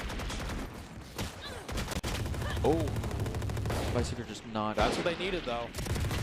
But there we go. Tracker getting Spike 2. down. C. And Jet's also low. Reskin is pretty low at this point as well. Oh, I think did dink him there. Reskin just blindly thrown Yeah. off through. Okay, they'll here's key. I think they check left though. Did they check it? Yep. Oh! Yeah, great Checks job it, there. look away, flashback. Well checked. Ooh, nice That corner shots. was looking. I mean, Yeah. especially once you know that someone's died through there, you're ready for it. And they needed that too. That's a great kill, honestly, getting that kill and kind of eliminating that garage push. Now there's a 4v2 here, but 30 there's seconds too left. low on the side of Eruptions. It'd be nice if that guy had the heal. Yeah. Reskin also 14 HP. Now, I mean, I don't know if they have Spike or not. Yeah, I'm not seeing Spike on ownership for anyone. 10 seconds left. Yeah, I think might try to hold here. Oh, Last player standing. Tracker with an... Caught in the reload with the 14 HP, just casually walking through B. That's rough. And that's a defense by time. Yeah, I don't see the Spike on anyone's PFP. Save the Vandal, okay. Yeah, understandable. And that's what they needed. It's 11-4. And, Yep. you know, they scrapped by, and this time they actually have a decent amount of... They have an okay eco, I'd say. They had a couple... It seems that they had a couple Ares here, and they have a, you know, Vandal Phantom. Do you have... Okay, I like that. They're going to opt to go with the Ares instead of the Marshall. I think that's a smart idea in terms of, you know, what is more valuable on this side of your team. Yeah, and if you think you have a foothold, then, you know, play it nice and slow, kind of, you know, just barely take what you can get and start saving up for later rounds when the aggression comes a lot harder from the Ghost trying to prevent that overtime. So, long term, I think this is a good call. Yep. Ooh, I've early got aggression your in A. We're starting to see a Yep. rotation straight from the C. Jet is holding mid, though. Trying to hold this. That was a great wall. Oh, here we go. Really aggression play here by Phoenix. Oh, nice job. Goodness. They were able to close in on 2 of them and searching for that third. This is some great team play here by Vice. Does kind of trade one, but it's a 4v2. Tracker coming in for the second Oh, one. great Side. flank. Flank, dude. Okay. They can heal. They haven't planted yet. They have a lot of time, so I think Tracker should probably heal up here. Tracker does heal up in heaven there. Yep. They know where he's at, though. Weiss is just watching, free shooting. Oh, that was close. Close to shooting Ooh. through right there. Ooh, if Tracker can get this kill, this is pretty big, though. Oh, this is huge. Does Tracker know to check this? I think you have to at this point, right? Oh, no. Tracker absolutely touches back to it, goes to check hell instead, and it's out. 12-4. Oh, Tracker came so close. I'd say almost sneaked by, Match but point. Yep. Going up top, healing, feeling the wall bang, and going back down. All good calls. It's that last check. Came so close, though. Valorant effort, if I do say so myself. get it? All right, 12-4 here, and seems like Eruptions are going to have still a decent buy, but not full enough. They do have one ult. They have the Seekers, so if they can kind of get something going with the Seekers, maybe they can help them out here. But it seems like Tracker's just going pistol. So I don't know if that's like, okay, maybe you're just playing to either one of your teammates to die, or hopefully, obviously, one of the enemies die and you kind of pick up their gun. So we'll see how this goes. Redskin does have the knives, playing quite aggressive here in the mid. Oh, yeah. With only Weiss to back him up from a distance. And is it hardly a backup when you've got so many angles to watch right here? They're starting to peek out. Ooh, that was a rough smoke right there. That deeper one's a little bit better. They're still nose crack there. Able to take him right through the smoke, but I like spikes that down. play. I like that play. Just the right click, you know you're there, they're there, and then just, you know, get a different gun. 3 knives, yeah, well played. Ooh, the dog coming out. They turned their back at the last time and were able to catch the Phoenix there. A nice short wall just for the heals. These B rounds are always just so much bullets. Oh, it's so intense.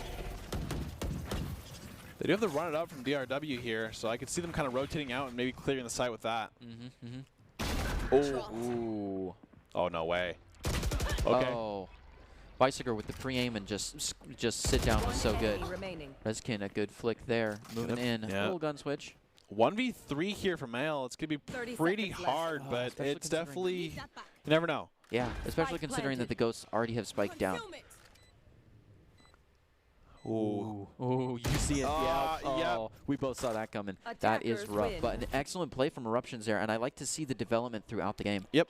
Want to be seen by expert college recruits, talk directly to esports industry insiders like pro athletes, team general managers, game producers? Then join the club. Esports Tower players get inside access to the industry insights, and with our featured rumbles, recruiters are taking notice too. It's a great way to score exposure if you're looking to start your path to pro or land a collegiate scholarship. And actually, there was another match going on at the same time as this one, so we're actually going to hop into Monsoons versus Floods, which is in progress right now on Bind. Ooh. How do you feel about Bind? I think Bind is like probably one of the bread and butter maps of Valorant, right? It started at the very beginning. Players have a lot of experience. I think it's a very standard map, I'd say, in terms of you've got your A-B sites. It's kind of like, you know, you got your heaven, you know, each side, you got your elbows and stuff like that. I think it's a very great, I really enjoy this map. I always have liked Bind. And it is 10-3 here for the Floods versus Monsoons. I love the Monsoons pick team, though. Ooh. Ooh. So it seems like the Floods have won 7 rounds in a row. It's 3-3 at the beginning of the game. Absolutely ridiculous. Majabis gets a great pick here. Rafus retaliates. Ares are still just going wild. We love the Ares meta. Matrix sneaking in back here with a Bucky. A little bit scary considering how open the territory is, but they're going up in a heaven. Cozy just once again just going crazy everywhere. Ooh, yep, it's gonna be a 3-on-2 here though. Cozy once again Cozy just with a triple. Cozy taken out by that Matrix who switched guns. Oh. Yeah, Cozy cleaned out that last game with more than a 20 bomb and topped the leaderboard for quite a while there. Cozy really is familiar with the mouse. I also think Cozy's a great player for the Floods because he's so good at entering. Like, there's no matter what, he's so aggressive. And it doesn't matter what his score is. I think he always has the mentality of aggression. And, you know, sometimes as a duelist, like, yeah, duelists usually can pop off like this, 21 kills, but it's not always where you're going to get those kills. It's all about creating your space and kind of doing your role. Yeah. I will say to note is Pryor is probably one of the best Sovas in Esports Tower. Oh. Pryor has insane lineups for shock darts and stuff, and usually never does too pop-off-wise, kills-wise, but always does a fantastic job of setting up his team with utility. And, I mean, you talked about aggression from the Floods and entry. They've got 2 initiators with Pryor as one of them, and then 2 duelists with Cozy as one of them. It's understandable why they'd get the last 7, because if they can hone that aggression in the right spot, that's pretty unhinged. I also think Sova is just a really good agent on this map. There's so many good lineups and different information that can really do a big difference, especially the teleporters and stuff like that, so I think it's huge. Yep, and everything's been flushed out. Like you said, this is a bread and butter, tried and true map, and so is Sova. So those shock darts on B side, everybody knows every lineup. Rafa did trade, but it seems like they couldn't get the heal off, so they just kind of leave it there. Not too bad of a trade if they can get that kill onto Rafa later. I love this face-off between Moonkeeper and Cozy here. Just all the little shift jiggles. You know you want to flash it. Oh, you know you do. I always love seeing people Hova, walls. Not mine. Yeah. Not worried about Hookah right now. Oh, that miss. Wow. Ooh, Sunni's there down. It is. Hookah goes out, catches one. They try to run away almost. That's some damage done. Jet turns around and watches it. Yep. It's back to a little bit little game of chicken here. Oh, nice. 19 health. Alpha does get a trade there. There's a 4v2. Oh, nice shots. That was a great dink. Yep. Love that noise. Player standing. Oh, unfortunately, he's taken. Spike down B. Everybody coming in. Moon is quite low. Yeah. 19 health. Just can't do it. Defenders win. One little interesting thing actually is Monsoons is actually a 10-man roster, so they kind of just go all around, and they thought that this would be the roster to kind of beat them. But I'm not gonna lie, Floods are looking pretty good this round of the Esports Tower, the first week of the Winter Rumble. Yeah. And Cozy especially is just dominating. I think doing a great job of just. Basically, you see, Cozy going to kill every round. Yep. I mean, look at those kills, though. Yep. Like, if you actually look at the the KDA, it's really not that bad. And I really like the pick set for Monsoons. I feel like they have been pretty close on some of these points, too. So it's not over till it's over. Let's see if they can get some more before the game's over. Yep. We're going to see him kind of, hopefully, Monsoon's looking for something to make it happen. It is 12-3 here, but, sometimes it's just the pride. Stacked up on A, too. This will be a full all-out battle on A, because we only see 2 people on the back. Oh, this is the new boxes as well. Ooh, nice and low. Flash off. Astra is just so impressive on this map. I'm surprised we're not seeing more one-way smokes right on top of those new boxes. Yeah. Oh, does get dinked a lot, though. Much Biss with only 10 has to go down. Last player standing. Oh. What a bullet hell game. Defenders win. Yeah, and honestly, it was pretty quick one, but honestly, the Floods had 11 first bloods as a team in that series, and both had 2 players, Cozy and Pebble, above 2.0 KDAs, so fantastic for that. So it is going to be the final bracket stage of the game tonight. It'll be Southeast High takes on Infernos to the for that last semifinal spot. I don't think we've seen too much Southeast High, but we'd love to see them. Just overall Valorant in general. Yep. And thank you for watching those 2 games. But we'll have our last game of the night coming right after this break. So stick around.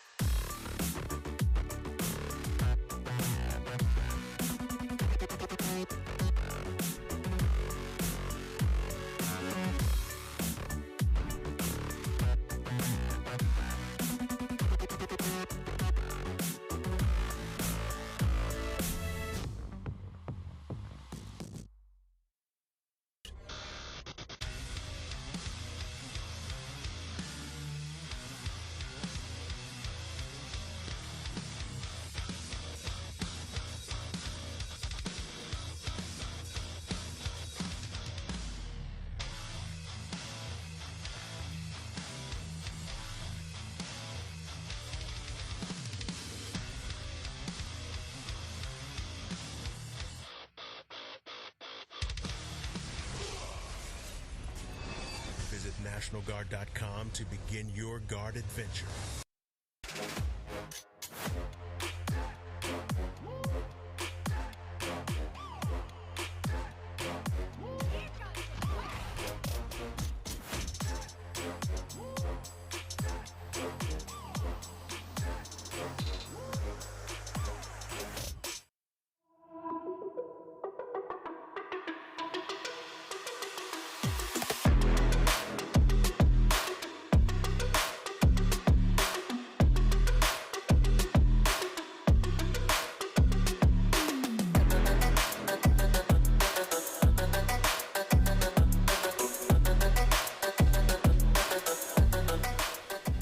Welcome back to this broadcast of Esports Tower Rumble in Valorant. We're broadcasting it from the Boise State Game Pants Esports Arena. The Infernos and Southeast High face off in our final game of the night with the last semi-final bracket spot up for grabs. These two will face off on Fracture map that has seen a ton of games in the Esports Tower since it was added. Will this continue the streak? I'm your host, Brandon Red Hots Kozianski, and joining me to call all the action is Greg Old Soul Smith. And Greg, I just want to ask a quick thoughts on Fracture as a map real quick.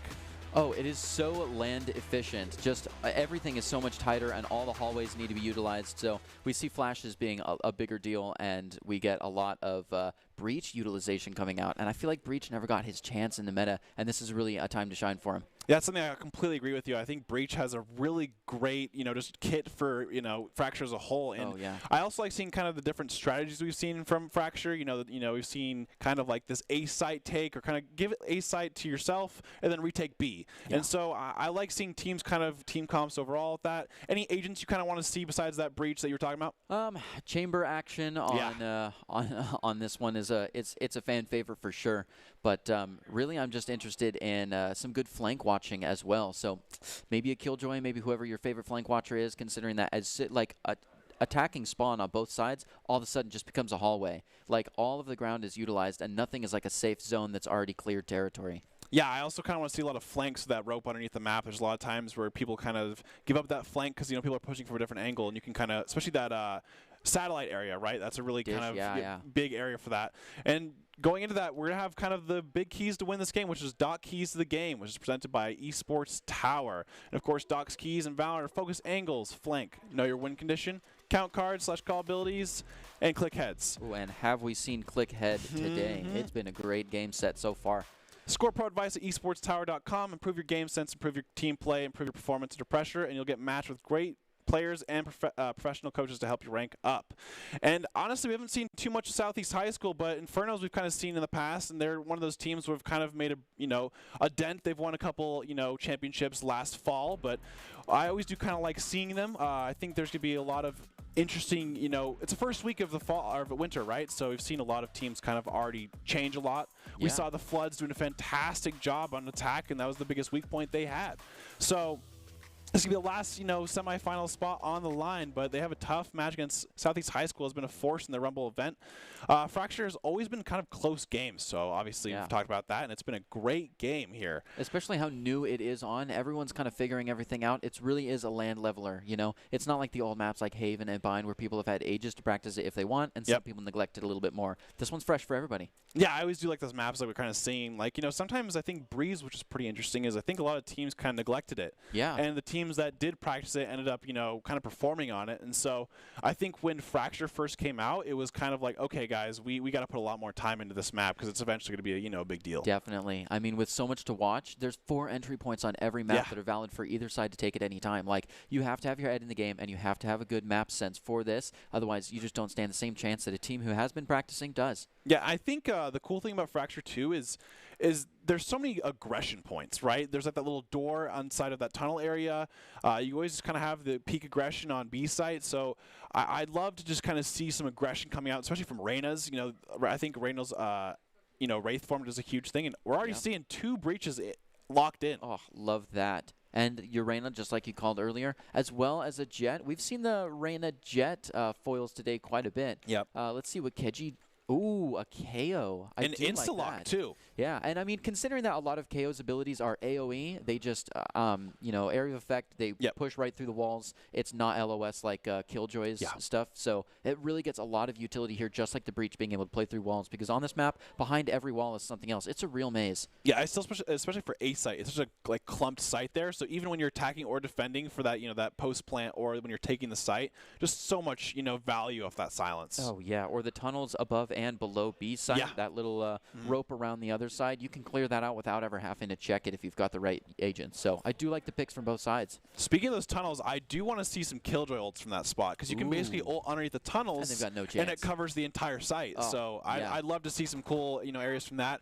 I remember seeing some cheeky stuff that's kind of funny, but you can flash from underneath the tunnels, from Breach and Reyna. So we'll kind of see that action. I do love some Breach, and I will say I always love aggressive breaches. I love those flashes, using all your utility constantly. The ult is such a big, Rolling Thunder is just such a huge thing in this map because it covers the entire side. Oh, it really does. I've seen some excellent pro Rolling Thunder plays, and making your initiator be an instigator as well. And speaking of aggression, we see a raise up here too. I don't think we've talked about that. How do you feel about that? I've never really seen a raise on this map too much, but I'd love to see it be used efficiently, and maybe some great aggressive ult opportunities. I always love seeing some satchels. Oh, yeah. Ooh. Some early aggression in Dish almost takes 3, but Aquakin is down on a low I health. mean, got 2.5 basically. The Koji is now 10 HP here, so that's an incredible start to start the game out. We are going to see kind of this overload, though. We're not going to see kind of a split at all. We're going to see all of them kind of going through satellite really is here, a going to full push. A. Yeah, pushing right through Dish, even though they lost some players there. Continue to push right through it, knowing that the other people have probably backed off a little bit. Viper's Ooh, going they're to ready catch wide that. peek it there. Both people saw each other. Oh, on site here now. Oh, turns out they were trying to flash there, but Kinetic just kind of pushed up and caught him with the utility out. Down to a 2-2, and while one team is planting, they had, I was just going to say really low health on the other side. Unfortunately, they're just able to take it. Didn't even seem that was it need the overshield, but Southeast just one High tapped. takes the first one. Yep. And that was pretty convincingly, I think. Especially that play on Dish, it was just, going basically almost 3 for 1 there, just really sets the tone of the round. And we'll see that. I kind of like I do like the silence in the other direction because they don't know there's 2 on site yet, and they kind of see if their people are flanking or not. Yeah, no, that was good utility usage and good team, utility for the team usage from both teams. I really like to see the way that we planted things there. It seems like both teams have actually said that they've been practicing this map a decent amount with learning strategies and stuff like this. So it seems like both teams have basically have their comps of what they've felt the most comfortable with, and that's being with the KO and Raze versus kind of that, Jet Reyna side. So we see another full push from the top side, this time on B, and a lot of people watching B.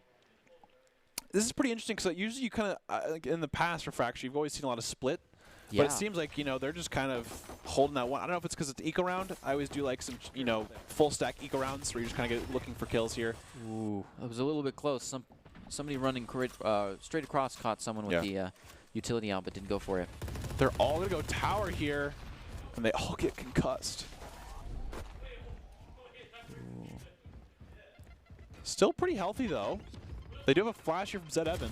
Yeah, we're not looking bad. A little bit of low health there on nice. the Reyna. Ooh, absolutely catch there. Just did not have time to get the gun out. That was well played right there. They've gotten one so far. If they can get one more, it'd be pretty good, but 1 HP. KO health. Yeah, goodness, Koji might have to play a little bit easy there, even though he's got the spike. Can Kinetic really lock it down for him, giving him a place to move in? If they get a plant, I think if they get a plant here, it's a really, really good round from them. This is a full save from the Inferno side. Yeah, no, pretty huge moves right there. Ooh, able to take one. They know where he's at. Changing locations, trying to use this smoke to just get around. Yeah, Alkin kind of... They're able to take him. They go in for the defuse. I think overall, that's a great round for Infernos, though. But look at that low health. Yeah. That was just some crazy play, just getting out there by the skin of your teeth and keeping the cool and going for it anyways. I'm surprised they got it down. That was well played. Yeah, and three of their eco for bonus is going to be kind of an interesting spot where, Southeast, do they go for the eco, or do they just choose to kind of full buy as well? Yeah, yep. Infernos are going to have their first full eco here, and they're going to see a goodness. lot of Ares. So that's what they're going with. They're going to kind of force some Ares here. It seems like... Yeah, Southeast going for the Ares. Yeah, I kind of see how they attack here. Yeah, Inferno's on a darn near full buy. They've got the split. Looks like they're honing right in on B, which is good because that's where the player disadvantage is.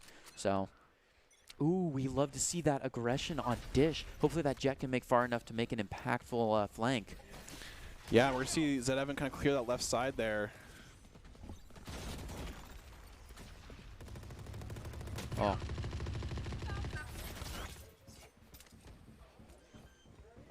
Spike's starting to get down. We're seeing a retake position, but it's already been cut up with that Viper Wall. That Viper Wall is so effective here on B. Yeah. I've seen some pro matches where that Viper Wall lines up every single round, whether they need it or not. And it goes back up, making sure that retake is a little bit helpful. Wasp 139 just unloading the Ares through the smoke. Absolutely. Oh, does have the knives, but does go down. Zed Evan able to take Aquakin's knife straight to the ground. Solix is very low here, but does have a decent angle. Oh, great suppress there. And they're playing so aggressive for this tower here. Yeah, Akasley moving straight nice. in. Oh, isn't able to take the defuse. It's a 1v1 with the spike so close. Zed Evan with a 4K that round. Koji decides to save. I will say Zedevan playing Breach is pretty cool to see, because Zedevan is traditionally kind of a Cypher player. He was kind of that Cypher player for a long time here, but now he's playing this Breach really aggressively, and I will say that KO silence really made a big difference that round. They would stopped a lot of the Breach utility coming into the site. It really did, and that Breach utility was really pushing people back there. We saw a Rolling Thunder that kind of halted a push for a second, gave us more time to rotate, so that was a well-played round for both sides. Absolutely. Unfortunately, Cypher's utility on this map just isn't there, just because a camera can't catch all the angles. It's too windy here. I agree. I full agree. And with so many options of entry, if you see a trap wire, you can just kind of, you know, avoid it. Yep. And I think Inferno's needed that round. That's a great round for them. And so we're going to see a 2-1. I'm pretty sure Southeast eco-wise is actually pretty hurt from the last round. So Zedevan just kind of backwalking into the area. They're all on top of each other here. They do have the Rolling Thunder. I don't know if they're going to opt to use it or not for the side of Infernos. Oh, yeah. Seems like they're getting kind of prepped for it. And there we go. And here it goes. That's the entry utility. Let's. Vipers. I like that play. I like the jetpacks into tower. That was pretty impressive. I thought we were going to do something crazy, I'm not going to lie. Goodness. Southeast is really caught behind that Viper wall. Can't really push past that. But it goes down, giving them the opportunity to check some corners. Going to push in a little bit. Inferno also going to have this Viper pit there. I don't know if they're going to use the KO ult here, but we'll kind of see how it ends up being. Oh, I like this play a lot. They go for it. Everybody is just holed up in the back there, and they can't walk in. At all. Yep, Infernos has got this on lockdown. I think with that Viper spit and KO, it just really, they have no way of utility. Yeah, it's really hard to actually get in there, because look at that. He can't do anything. Nope. And I mean, even if you did have the utility. It seems like they're going to have a utility now, but they have very little time to make do of anything here. We start to see the paint shells coming out. We haven't seen a whole lot of that yet, but I think paint shells utility here is just huge, considering how close quarters everything is. Yep. Okay, they do get one, but does trade back with Solix. And fantastic utility for Infernos there. I really like them just using ults. Oh, wow, a lot of quite a bit of exit frag there, yeah. I was going to say, catching people after the detonate is really just a flex. We're going to see the operator come out too as well, so love to see kind of the angles they play with that. Right there. Right there. All right. We're gonna. I do want to see the Empress though. I think sometimes holding the Empress is kind of hard. I mean, I know if you not have like the rounds and guns and stuff like that, but I do want to see the Empress kind of be used a lot, because it is only a 6-point ult, so you can get that pretty quick back. Yeah. Only 4 rounds in, I feel like we've seen the most ult econ usage tonight, and I like to see that. You know, once you have it, use it, because you know you're going to be getting kills, you know you're going to be getting orbs. Especially that last round, right? It was a 5v4, but they just made sure they were going to win the round no matter what. Totally locked it down. They said, this is our point, even if it takes 2 ults to keep it. Oh, the Viper utility with the breach is just really hard. Nope, we don't want you here. That is crazy. They have locked down the site, which is unfortunate, because they were really banking on it. So even though we see some people still pushing through Dish, we're starting to see 2 rotate back, and nice and slow. That's the tricky part about this map. You don't know who's behind you. So even territory that you've already cleared, these 2 people down south have got to walk slow back onto B. I will say they did get a lot of utility, though, and no one actually went down. So it's actually pretty good for the Infernos there. Yeah.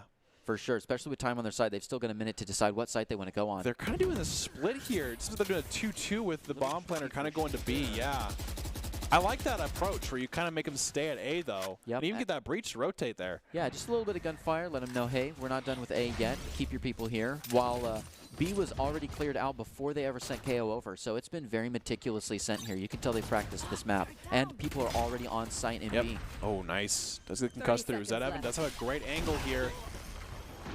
Kinetic does get a wallbang through orbit, so that's a great pick, though. Ooh.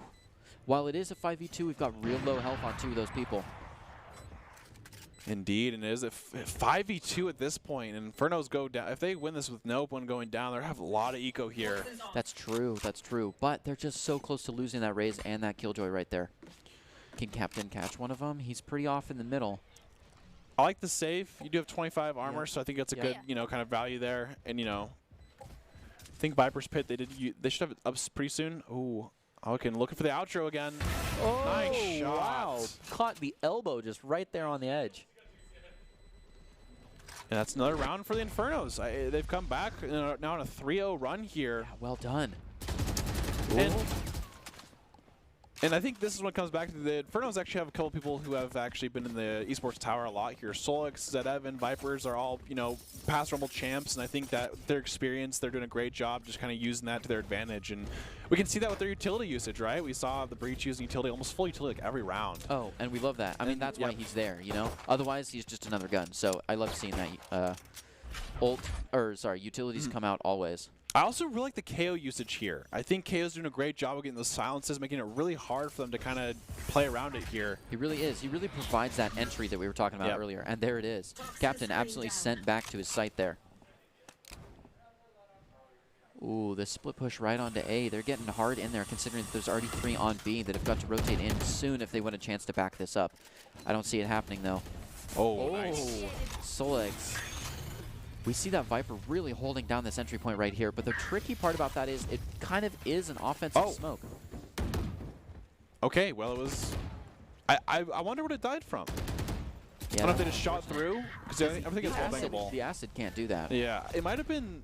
I think it was either the wallbang or the breach. Rolling Thunder. Yeah, no, well, maybe, actually. That'd be interesting. Okay, it seems like, I mean, it's 35 here. It's looking pretty good for Southeast High School here. They do need this round pretty bad. I think they're on somewhat of an eco, too. Toxins going up. With only 40 seconds left on the clock, everybody on both teams is kind of spread out here. Oh. Ooh, Austin might be ready. Goes for the flash. 30 seconds left. Oh, If it's they not can- quick enough. I think they just stay alive here. They do the Rolling Thunder, so...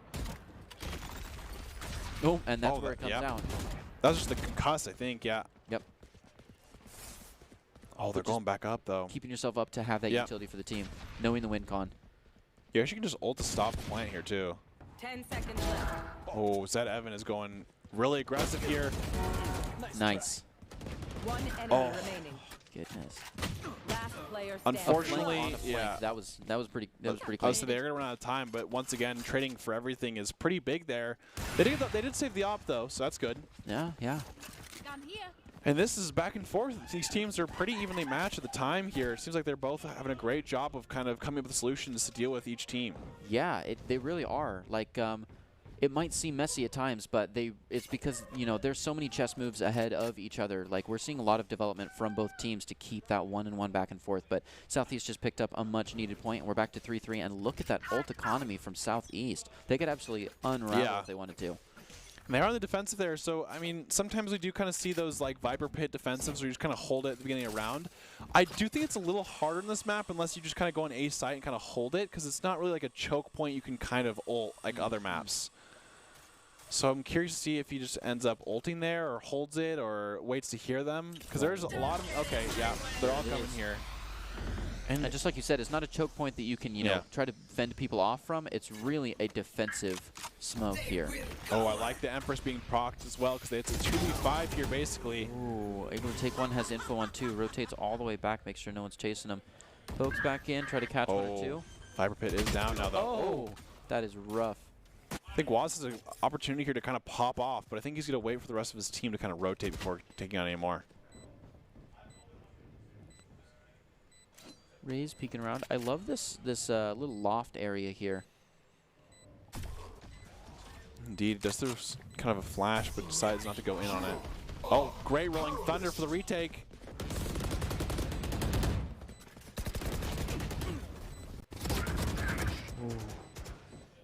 SAKO does have the res, but yeah, too far.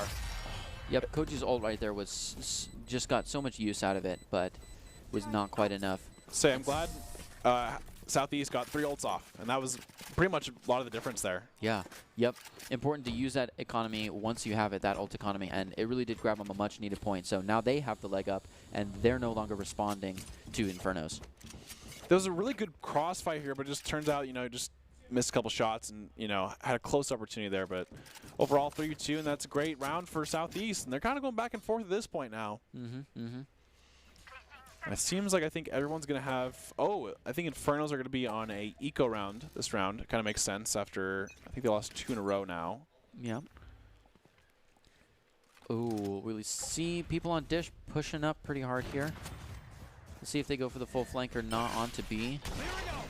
clear out. They do have the Rolling Thunder, though, but are they going to use on an eco round? Well, I guess we'll kind of see. Ooh, it can really help you bonus up if you can steal some guns from the other team. Really good Killjoy ult here. I really like this. Yeah, that is a nice plant. Like you were talking about earlier, being able to put it, you know, really out of the way and really take an entire site. It takes a lot of, yes, it takes a lot of space on this map, so. That actually pushes them straight to A. Yep. We've seen a full rotation because of it, which is probably a good call for Infernos, just considering how much utility is sitting there on B. Ooh, they're going to take one on the entry. That's a big entry there, too. Yep, that Viper is just not fast enough to prevent the entry, so Koji has already got the spike down. Spike planted. Love those flashes. They have. Oh, really here comes taken Rolling it. Thunder. I'm guessing we're going to see the showstopper here from as well. Oh, especially on something as tight as A when everybody's kind of scrambling underneath that loft area. It seems they didn't really use the Rolling Thunder that much, though. It seems like Rolling Thunder went off, and it was kind of just more of a defensive Rolling Thunder, I guess, right? Yeah, yeah. Oh, I hear does that. get a pick for that with the showstopper. That's good. Oh, the walk. Oh, the reload. Does get 2. Aquakin Last looking to catch player that other one. standing. Oh, no, it's 1v2. Aquakin's probably just going to save that op. I don't think they have the chance. Yeah, okay. But people are, no, they're not coming in to chase. That's a great round because Infernos had like basically an eco. There was like 2 Spectres, a Classic or something like that, and Right, light buy. very much so. I like the ults. They're really not afraid to use those ults because the ults were the big difference there. Like, you know, just using that, buying time with that breach ult, the Rolling Thunder there, I think is actually a phenomenal move, and just holding that and getting better angles. Yep, especially when rotations are so quick. Yep. You can have half your team or all your team with the right placement of a Rolling Thunder. So I love that both teams really appreciate that ult economy and are able to use it at the right times to really flip it onto their side. Because it's, like you're saying, has been the real pull. Yeah. The real difference is how many ults they can get out, which we have none from either side here. We're going to see a 3-2 split now with, you know, kind of the dish and then a main-ish area, which I do like because initially they were kind of starting the game. They were just forcing one spot. They were clomping pretty loud, though, so one was able to get set up and pull Solix down to 16. Yeah, say very low. It's very risky to when you're KO coming out. Oh, makes Viper so just defenseless here. Oh, goodness. They're able to get him down, though. And That res. should be a pretty quick res, though. Yep. Yeah, should be a res. Maybe. Oh. Wait, No. they didn't res him. They're not close enough. Yeah. I guess they thought that people were in main or something like that. Goodness. Yeah, That that's was really rough. I thought they had it in the bag for Oh, sure. the plume kill. Ooh, Aquakin just saw him right there going into the chase as they've already got sight. Lineups. Kinetic doesn't think that they're that close and absolutely does go for the lineup on the default spike there, but was just too far and defenders take it. 5-4. It is such a call and response here. Inferno stepping it up to 4-4. Southeast taking the 5-4. They've had the point advantage, or the point, maybe half point you could call it, lead for a little bit here. Yeah. Seems like every back and forth kind of goes there. Yep, yep. And I will say, I must have been miscommunication there for Infernos. I don't know if they said that someone was rotating or they thought someone, because I mean, they had more than enough time to get KO up, but Goodness, they totally I guess did. they must have thought that someone was coming through, you know, the middle there and Yep. too fast. But you know, at the end of the day, they lost a member for that and ended up costing them the round. And props to props to Southeast for being able to apply that pressure, even though there's, you know, not really any eyes on KO, saying that, you know, don't get close to him. Oh, I like this offensive play here. Does get a lot of damage out, but does not get the kill. Oh. Ooh, catching that boom ball right at the feet is always scary. Oh, I did hear an op, I think. Yep. Oh, was it a Marsh? Oh, close the headshot. Does get a dink, though. Oh, nice. Solix just lost so much to that setup. Oh, Falcon going crazy with that operator there. One enemy remaining. Spike down B. He's got Spike and A site is open. He has the backdoor to it, but he doesn't know. They close in on him and he starts to run, but they are coming after him with all utility. Catch him in the head right at the end there. Oh, goodness. Defender's able to take a 2-point lead. Yeah, I would say Southeast is playing with a lot of confidence. We saw last round OC, like, you know, just flashes right away and plays so aggressively. Granted, it didn't get, you know, result in any kills or anything like that, but got him down to like all their armor and then like, you know, 80 HP, which is still, you know, a big deal. But overall, just great job by Southeast High School here. We're going to see a 6-4 now, so 2 rounds left. I think this could be a, you know, these are both pretty big rounds here because you can potentially go 6-6. or you Yeah. potentially go, you know, 8-4. exactly. So I It is think a big change. And considering that they're the last two, they kind of have the momentum for it. But we've seen so far point up, point down, point up, point down. So I wouldn't be surprised if we just get a 2 up and a 2 down like we have had. So this could really go either way. And hopefully Infernos has the has the drive to pick it up. Looks like they're getting kind of aggressive here. Oh, does the dash away. Playing right off the Roomba right there was a good call. And Koji's actually been a pretty big force in this Inferno's attack. He's literally always kind of the front runner of all these, like, you know, plays. Yeah, yeah, especially pulling something cheeky with the, even just the pick right there. Spike Like, planted. they're definitely main character energy from the start. Well, he's a team player, which I really enjoy, too. That's just true. Always win con and not being greedy. I like the, you know, hey, you can trade off me or anything like that. Just, like, go off my utility. Yeah. Or, like, earlier waited for the utilities boom bot to go out before you tried to trade off. Oh, Captain just Ran out bullets. running through the entire armory there. Yeah, that is rough. Okay, 4v3 here from the side of Inferno. Does get another pick. Vipers is able to take Aquacan. That's a big move. Last player standing. Oh, great concuss. Yep. Prevents Was. Orbix from getting the contact there. Zed Evan just catching an extra one out the door. And just like that, 6-5. So going to this last round, we're going to see, you know, we're going to have Last the showstopper, round which I think in is the pretty half. big on a side like this. Even just getting one is a big advantage. It really is. That is a huge change because unlike the spread we were looking at where it could have been 8-4, they have, you know, really closed it down, made it a lot tighter. That's a bigger deal. They can, it's okay to go with a 7-5. Yeah. Wholly agree. And I guess I think eco-wise, each team still has a full buy ready. We're going to see ults here. We're going to have 3 ults inside of Southeast, whereas 1 from the side of Infernos. But I think a showstopper is pretty valuable here. Oh, yeah, a well-played showstopper, just like the olden days, could go right onto the feed and really close this up to a 6-6. So I'd like to see that happen, but... Oh my gosh. Goodness, Breach absolutely unloading on people. Almost takes one without even making contact, so we got Killjoy low on health here. A lot of spray and pray. Ooh, Viper's able to take Orbix. We got a reply there, but Koji closes out on Wast. So they did kind of take a gamble with Southeast and had the Viper on A side, but yeah. Coming right through. Little gun switch. Oh my goodness. A jiggle master there. Alkin is just going crazy. And Goodness. great trade. That's been a very and 7-5. aggressive round. I think that's pretty good for both teams here, though. Yeah, 7-5 is not bad, especially considering that you're about to take the defense. Yeah.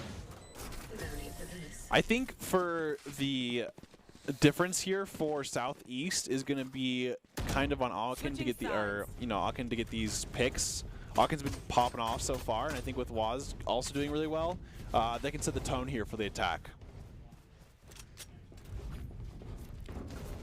I will say, Zed Evan has done a great job of those plumes that we saw last round, where Orbit just thought that maybe they were safe, but just got all the way down to 5 HP before even basically participating in the round. Yeah, there's been some close calls with that. And I do want to see kind of the difference for attacks here from each team. You know, we kind of saw Infernos kind of start with like these 5 stacks, end up playing in the middle there with these like kind of rotates out, and then end up kind of forcing more so at the end of these split takes. So yeah, I'd like to see a little bit more individuality where we see one person go off into the tunnels, make a little bit of noise, you know, try to catch some on the rotate. And then maybe more of a split push on the other site. But nope, looks like a 3-2 push straight onto B. Nice and classic. Actually, that Jet, maybe I was talking a little too loud because the Jet is turned right around and is looking to tank that Viper on A. Oh, KO is playing in a pretty close angle here, and they are on site, though. And with a Ghost, too, you don't need to play that tight. Oh, Alkin, this would be a huge play. Oh, Kinetic does get the kill, which is pretty big, even though it's an off-site, but still. Yeah, that is important. And wow, it's like they can read my minimap because they have just closed out and moved right off of A. So Ocelot looking to put down onto B, though. Spike planted. Now it's a retake scenario with that wall up. That classic Viper wall is so pivotal for every retake scenario. They did get the plant off, too. Ooh. Kinetic keeping it cool, able to take one down with their eyes shut there. Or at least on the days. Yeah. Absolutely. They're going to site here. Ooh, push straight through the wall. Hinge for the defuse. What a beautiful play, and that pulls it up. Yep, just like that. It's going to be 7-6. Crazy. It's like there was no difference at the half, Yeah. and Southeast is up one. You know, it's been such a back and forth game. It's honestly anyone's game down to the wire. Absolutely, and I think getting that plant is still good, though, for eco-wise. So if they can get another plant this round, they're in a really good spot in terms of that third round where everyone kind of buys and, you know, Vandals and Phantoms and such. Definitely. Yep, it is huge here. It is pretty hard, I guess, when you're attacking on the eco, because I think defense, you can always do some fun stuff with ecos of like the 5 stacks with classics. We've seen it here before done in the esports tower, and usually you can catch a lot off guard. But when you're attacking, it's kind of like you just have to full force and get a couple kills in there or something like that. That's true. Ooh, speaking of full force, we're seeing five go from the top of B right here. Yeah, we're going to see Osley kind of go through. Does a full utility, the turret, which is always annoying. Does a lot of damage, actually. I think it did like 68 damage to Sully right there. That Ares absolutely unraveling. Kind of had a long meat there to protect him for a little bit, but Southeast goes down with 4 people still alive on Infernos. That is huge, bringing us to a solid 7-7. Now, last turn I was going to say, you know, that was still a tight play. You know, defensive side was still just taking it one round at a time, but that one kind of changes my mind. We could be in a little bit of a slide here. Yeah, I think this is going to be a big determining round here, right? If it's a close one, we can kind of see that both teams are going to close, but, you know, momentum-wise, they should have enough to buy, but Zedevan only has a Ghost, actually. So it seems like Inferno are going to be more so on a bonus from last round. I'm for it. I mean, if you have the confidence and you can play long game, oh my gosh. Just lets them walk into it, and Spike is down. Unbelievable. Who needs Phantoms and Vandals when you have an Ares? When you can just squat with the Ares, yeah. And you just keep shooting and it works. Yeah, so that's all crazy. you need. Just laser and angle. Yeah. It just deny hallway. Ooh, Viper's considering the boom bot. A little bit of entry utility trying to get back on the site here. Oh, great smoke there from Viper. Ooh, the Viper and Breach pack on A site. It's been a classic. Although they can't really get on site right now because Viper's kind of looking for that B rotate, but Killjoy is still anchoring B, so I don't know if they're going to go with this A side. They do have less than a minute left here. That's a little bit scary. Kinetic is really holding down that hallway. Okay, looking to push in a little bit, but they can't take that 50-50. If they go for the Viper, they'll get popped right behind. So what are they going to do? They just hear him from that jump peak, though. Oh, yep. Zed Evans ready for him. If they try to pop out, they better look straight down. Ooh. Oh, Zed Evan. Pushing out on that Cloudburst was a good call. That was well played. Oh, that's a great... Solsic takes one and spins right around, getting ready for the next one, and it's spiked down, and defenders take another. And it's not just 7-8. It's 3 in a row, 7-8. Absolutely, yeah. I think they're getting a lot of momentum here from the Inferno side. And even last round, they had a gun disadvantage. They had, like, Ares and Spectres, and they really made great use of that. I mean, Solix here getting 2 with the Spectre is just insane. And we're really feeling the pace of the game slow down, too. Yeah. That was a real game of chicken, just listening for the jump peak, knowing when to spin. It was nothing like that first one where it was just bullet hell, everyone pushing in. So we're seeing a lot of the pace change here, which I'd like to see. Absolutely. Knocking on. Oh, that's a lot of damage there. Ooh, kind of got him to 1 HP. He must be kind of sad. He's still holding the spike and still just rushing straight in. 4 HP. And there's no way to heal that up. We don't have a Sky or any Sage this time. Sight, and they're just putting it straight down. Right, no heal. He loses it. Oh, no, he was able to plant. Last second plant there. But that means they don't have as much control of the site as they did when the plant came out. So they're grasping to try to get back on, and the retake is basically done. There's just one person left back there, and the paint shells come out with 4 health. Oh, nice spray. Right Player standing. Empress is live. Wow, yeah. Oh.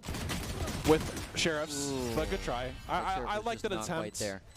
I think the play was probably, I'm gonna pop Empress. I'm gonna try to get a kill or 2, and then reset with an actual gun, right? So we'll see Vandal, but unfortunately couldn't actually get a gun there. So close. I mean, good calls all around, and it's really closing up to game here.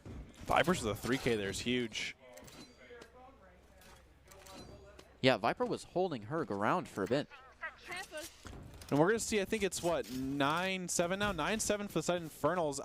I know one thing I would say we were talking about earlier is I love to see maybe if they lose this run, I think Southeast should call a timeout and just kind of talk things through and kind of get it, reevaluate and get a fresh mind here. Yeah, but there's only so much that a pace change can fix for you. It's good to just take a breath, have a drink of water, say, what are we doing wrong? did not silence him? Oh, I guess so. Huh. Seems like Koji kind of. Oh, they're wiping this angle. There is a Viper wall, though. They might go in the tunnel there. Ooh, they've got so many people off of the site, though. There's still some people on A. It's a little bit thin for B. There. Southeast has been kind of interesting for their attacks. They have people all over, it seems They like. really do. So they're kind of playing the which side are we actually attacking. Yep. And I appreciate that mind game, Yeah. but they aren't fooling anyone when you're so deep on the site and you've already committed a Viper throw. Oh, there we go. They're going to pick. They're going to go straight to A here. Ooh, And now it's I going to be love all that. about rotating. Oh, that was well played. No, that's split push. Oh, man. Caught in the cloudburst. That is rough. trade. Staring right at someone with your hands empty. Wasp able to get down, Yep. enter the plant, and he's really the only one on site. He's got some backup down south, but are they able to catch that breach before he pushes through the Viper wall? They do have 4v2 here, but they do have the Rolling Thunder. That's a great pick that they need to get, though. Now it's gone. 4v1. Koji's able to take one, but now they know where he's at, and all eyes are on that. So he's going to go for a rotate around, but does he have the time? Goes for the pop flash. Doesn't see anyone. Drops his gun. There's the 3v1 here, but Oh my goodness. seems like look just at looking that to pack. save. Yeah, I love it. They're like, we know where you are. Yeah, they're not worried. You cannot get to Spike without crossing this line right here. I'd love to turn on that corner and be like, oh my And god. just to see the rest of the team looking at you. Oh, The man. firing squad line. Yeah. He's like, I wonder why I can't find anyone. They got their muskets out. Oh, my goodness. That's intense. Brings it up to an 8-9. A lot closer. Looks like they won't have to call for the timeout, and we're back to 1 point difference here as we're closing into double digits. Exactly, and it just seems like Infernos right now are kind of reading their every move at the moment. It seems like no matter what Southeast are kind of trying to do in the rotate, they'll get a pick, but Infernos will just come back with another one. No, I love the adaptability that we're seeing. We are going to see, so we have the Rolling Thunder available for each team. I don't know if maybe they do like a counter Rolling Thunder where they're both just concussed. Maybe that's the defensive play here. Yep. They do have the knives available, and we haven't heard them popped yet. And we also have the Viper Pit and the Killjoy ult here. That so Killjoy and the Viper Pit, like we saw earlier. Ooh, never mind. Viper Pit is offline now thanks to Akin. Which has been a phenomenal this game so far. Oh, so much screen time. Ooh, Zed Evan thinking about getting some utility out here. It's 5v3 already for the side of Southeast. Goodness. And another one for Akin. Yeah, and Southeast is just all over the board. They're able to just take all the small battles, you know? It's not like they're wrapping anything up. This is just individual gameplay here. Zed Evan also just holding down this side, 33 HP. Ooh, locking down the fort. He's got one behind him, though, and he kind of got pinched there. Eyes on one person, got kind of shouldered by the other.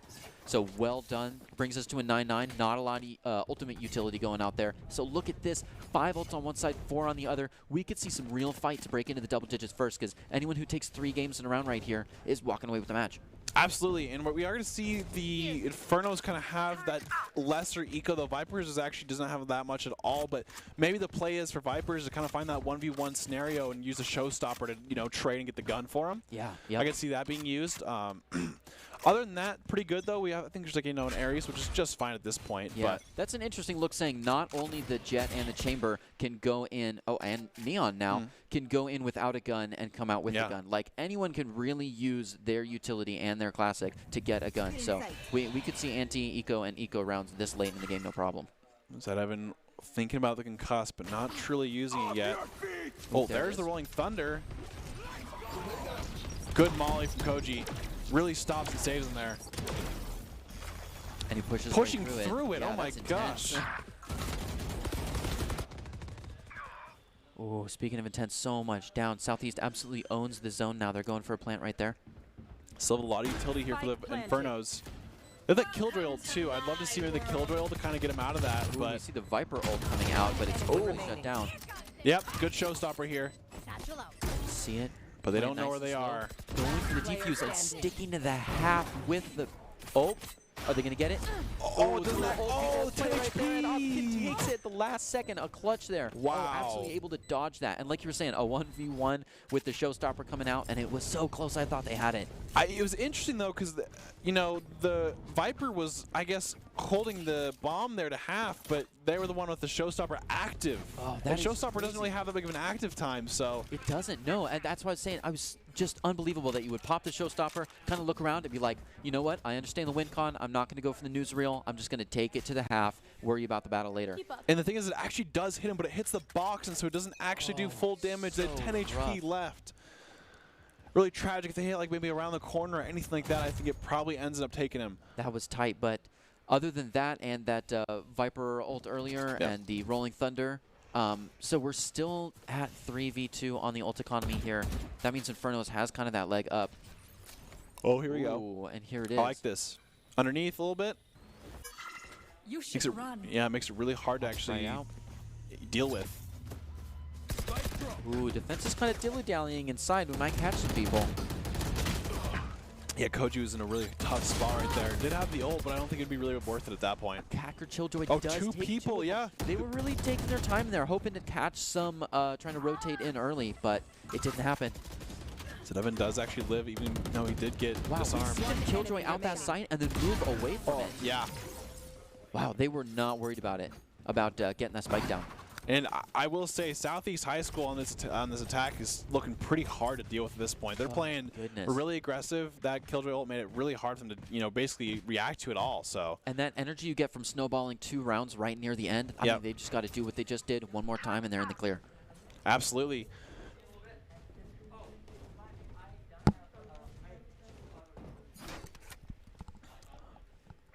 Okay, here we're going to look at the replay. Honestly, fantastic job from the Southeast. Just playing all these angles, making it really hard. And Awa can get another 3K, honestly.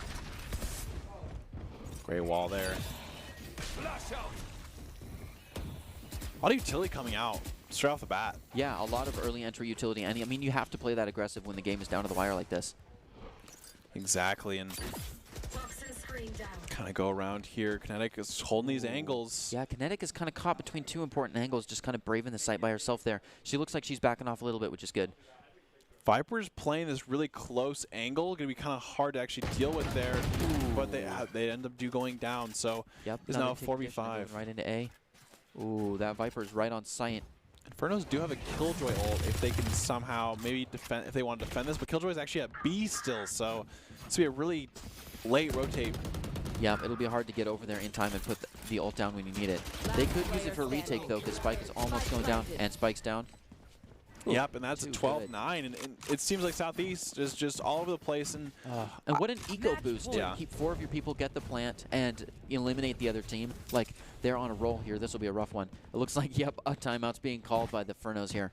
I do like this timeout. I think last round it kind of showed that, when they still had someone B when they were all A, though, but because it's so many times that Southeast has kind of rotated out, they've kind of gone back to the B site, they've gone back to the A site, and so I think, Inferno were thinking, well, they might actually rotate still, but they just basically looked at the A and just stayed it the entire time, and so now they're down a 4v5 without the picks they're getting. So, but we've seen that help them out earlier when they had so many people out and all spread out, and were able to take the individual battles and just kind of sweep the map without ever having to really rotate. So it's understandable that they would make that gamble. Absolutely. They did have the Killjoy ult, so I think maybe their plan was like if they come back, they can Killjoy them back to A and run out of time. So hopefully we saw a good breather here and some game change. Yeah, I mean, it's been a close game so far, so there's no way that, Infernos, they still have it in them. They can definitely do this.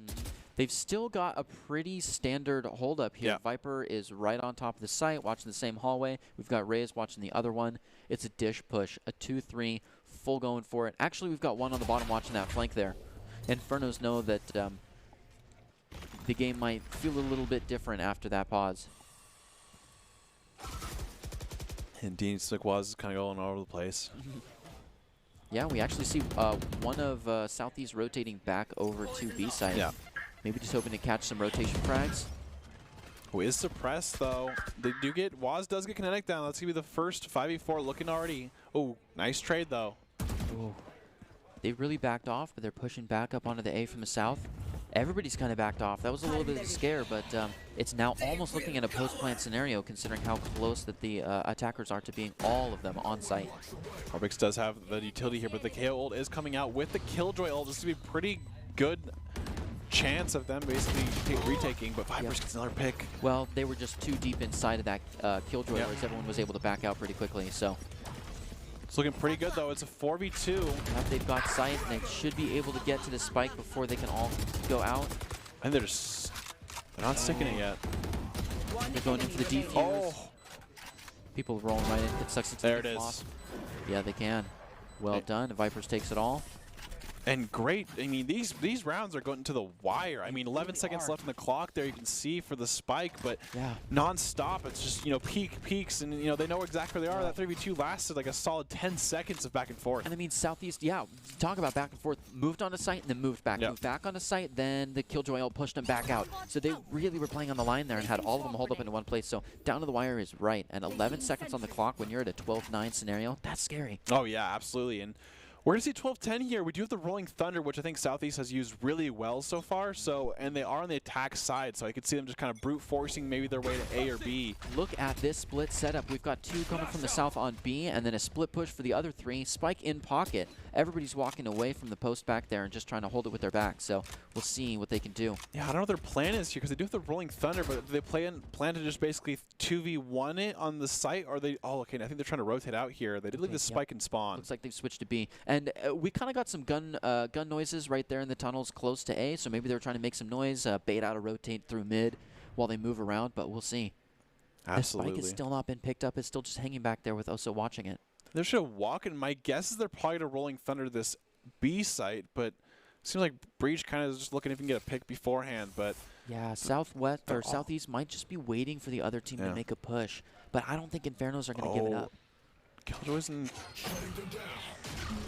they did get one. They did get Alkin, so they know they know the Jet's there, but can't really do too much with that information still. That's true. There is basically 35 seconds now on the clock here, and looks like they're gonna just play all the utility at once. We're gonna see the kill drill. We're probably gonna see the Rolling Thunder here soon. They really have the watches put together there. It's now down to 5-3. I really like Zed Evans' attempt right there. He did try to get the plume through the wall there, like into tunnels for the kill drill, but it seemed like he just missed it. Everybody's on site now. Spike's going down. Nice shot. That ult coming out just to clean the site up. Love to see it. Now Inferno's trying to push back on the site. Does get one. Kinetic able to, Southeast still just owns the entire site, and they're still using utility to keep him back.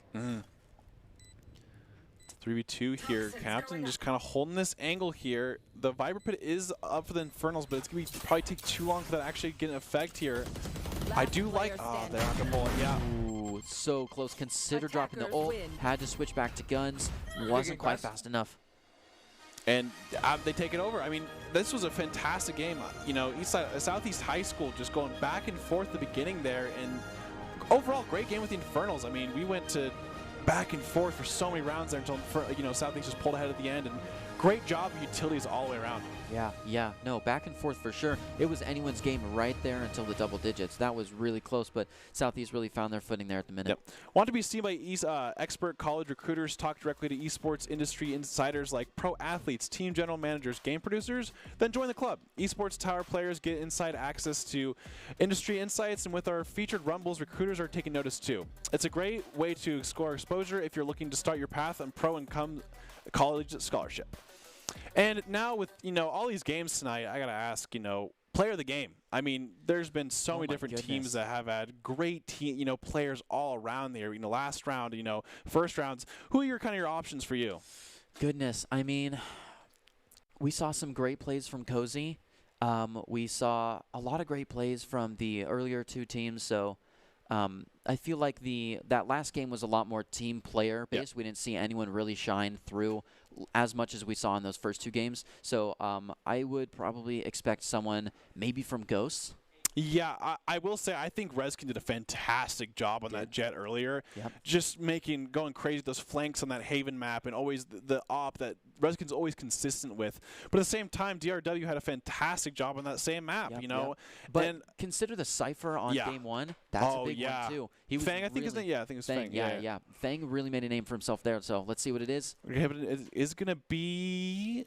Aachen, that last map did a great job there, and Aachen had some great plays. I mean, all over. There was making this Jet was just fantastic. So many picks, and I will say, made a great job opening too. We saw Aachen just have so many first bloods, and that especially 10 HP. And what a risky play right there. We talked about that one for a minute. That was a good one. The player of the game is brought to you by Idaho Central Credit Union, who believes a great player makes a team more successful, just like Idaho Central's, helping members achieve financial success. Alkin is your Idaho Central Player Credit Union of the game, and just deserved. I think there were so many candidates tonight. This was a very, this is a crazy first week one of the Winter Rumble. Was intense. I am ready to see how the rest plays out.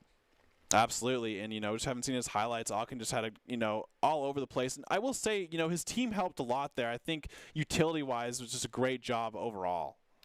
And anything you want to kind of end your thoughts with here, Old Soul, or what? I don't know. That was just a clean play from every team tonight. I think we saw some really good adaptability, which is something I really look for in a team, especially being able to just take a pause and then make a change afterward. So I think I really appreciated that tonight. Absolutely, and so congratulations to all the teams tonight for kicking off the Winter Rumble event in style. Any of our 4 teams left a chance pull victory next week for the week's grand finals and semis. Join us in the week for the thrilling conclusion of our Esports Tower Week 1 Rumble. If you want to find out how to compete in the Esports Tower Rumble events, make sure you visit esportstower.com/Valorant.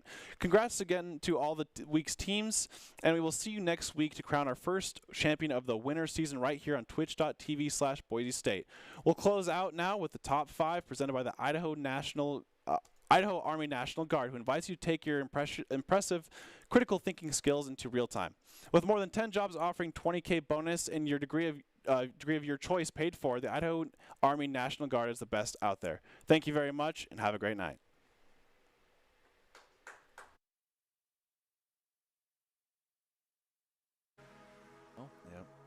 Which Luno, it just joined Esports Tower this week, and coaches think that she's a good individual player, so can't wait to see what else she has in store for us. Oh, nice shot there from Key. Ace opportunity in the air now. Yeah, I was just going to say, was able to take those 2 was a little bit scary. Plus, like we said earlier, we already know where the 2 push, and they're kind of going all over the place. It seems like they're working really well together with this utility here. Yep.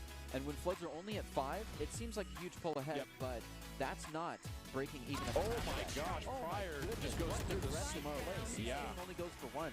Love that. Seekers coming out here from the landslides. They did pick it up and basically get out of there. Yeah, no, okay, love that. I will say, I think Cypher's pretty, Chamber, that is, is pretty interesting with the TPs, because you can have 2 teleports going, and you can play some really interesting angles to teleport back with Jet. Oh, nice, like that. Well done. So he has a different angle. Oh, goodness, that is going to, ooh, Viper's able to take Orbix. We got a reply there, but Koji closes out on Wast. So they did kind of take a gamble with Southeast and had the Viper on A side, but yeah. Right through. Little gun switch. Oh, my goodness. A jiggle master there. Alkin is just going crazy.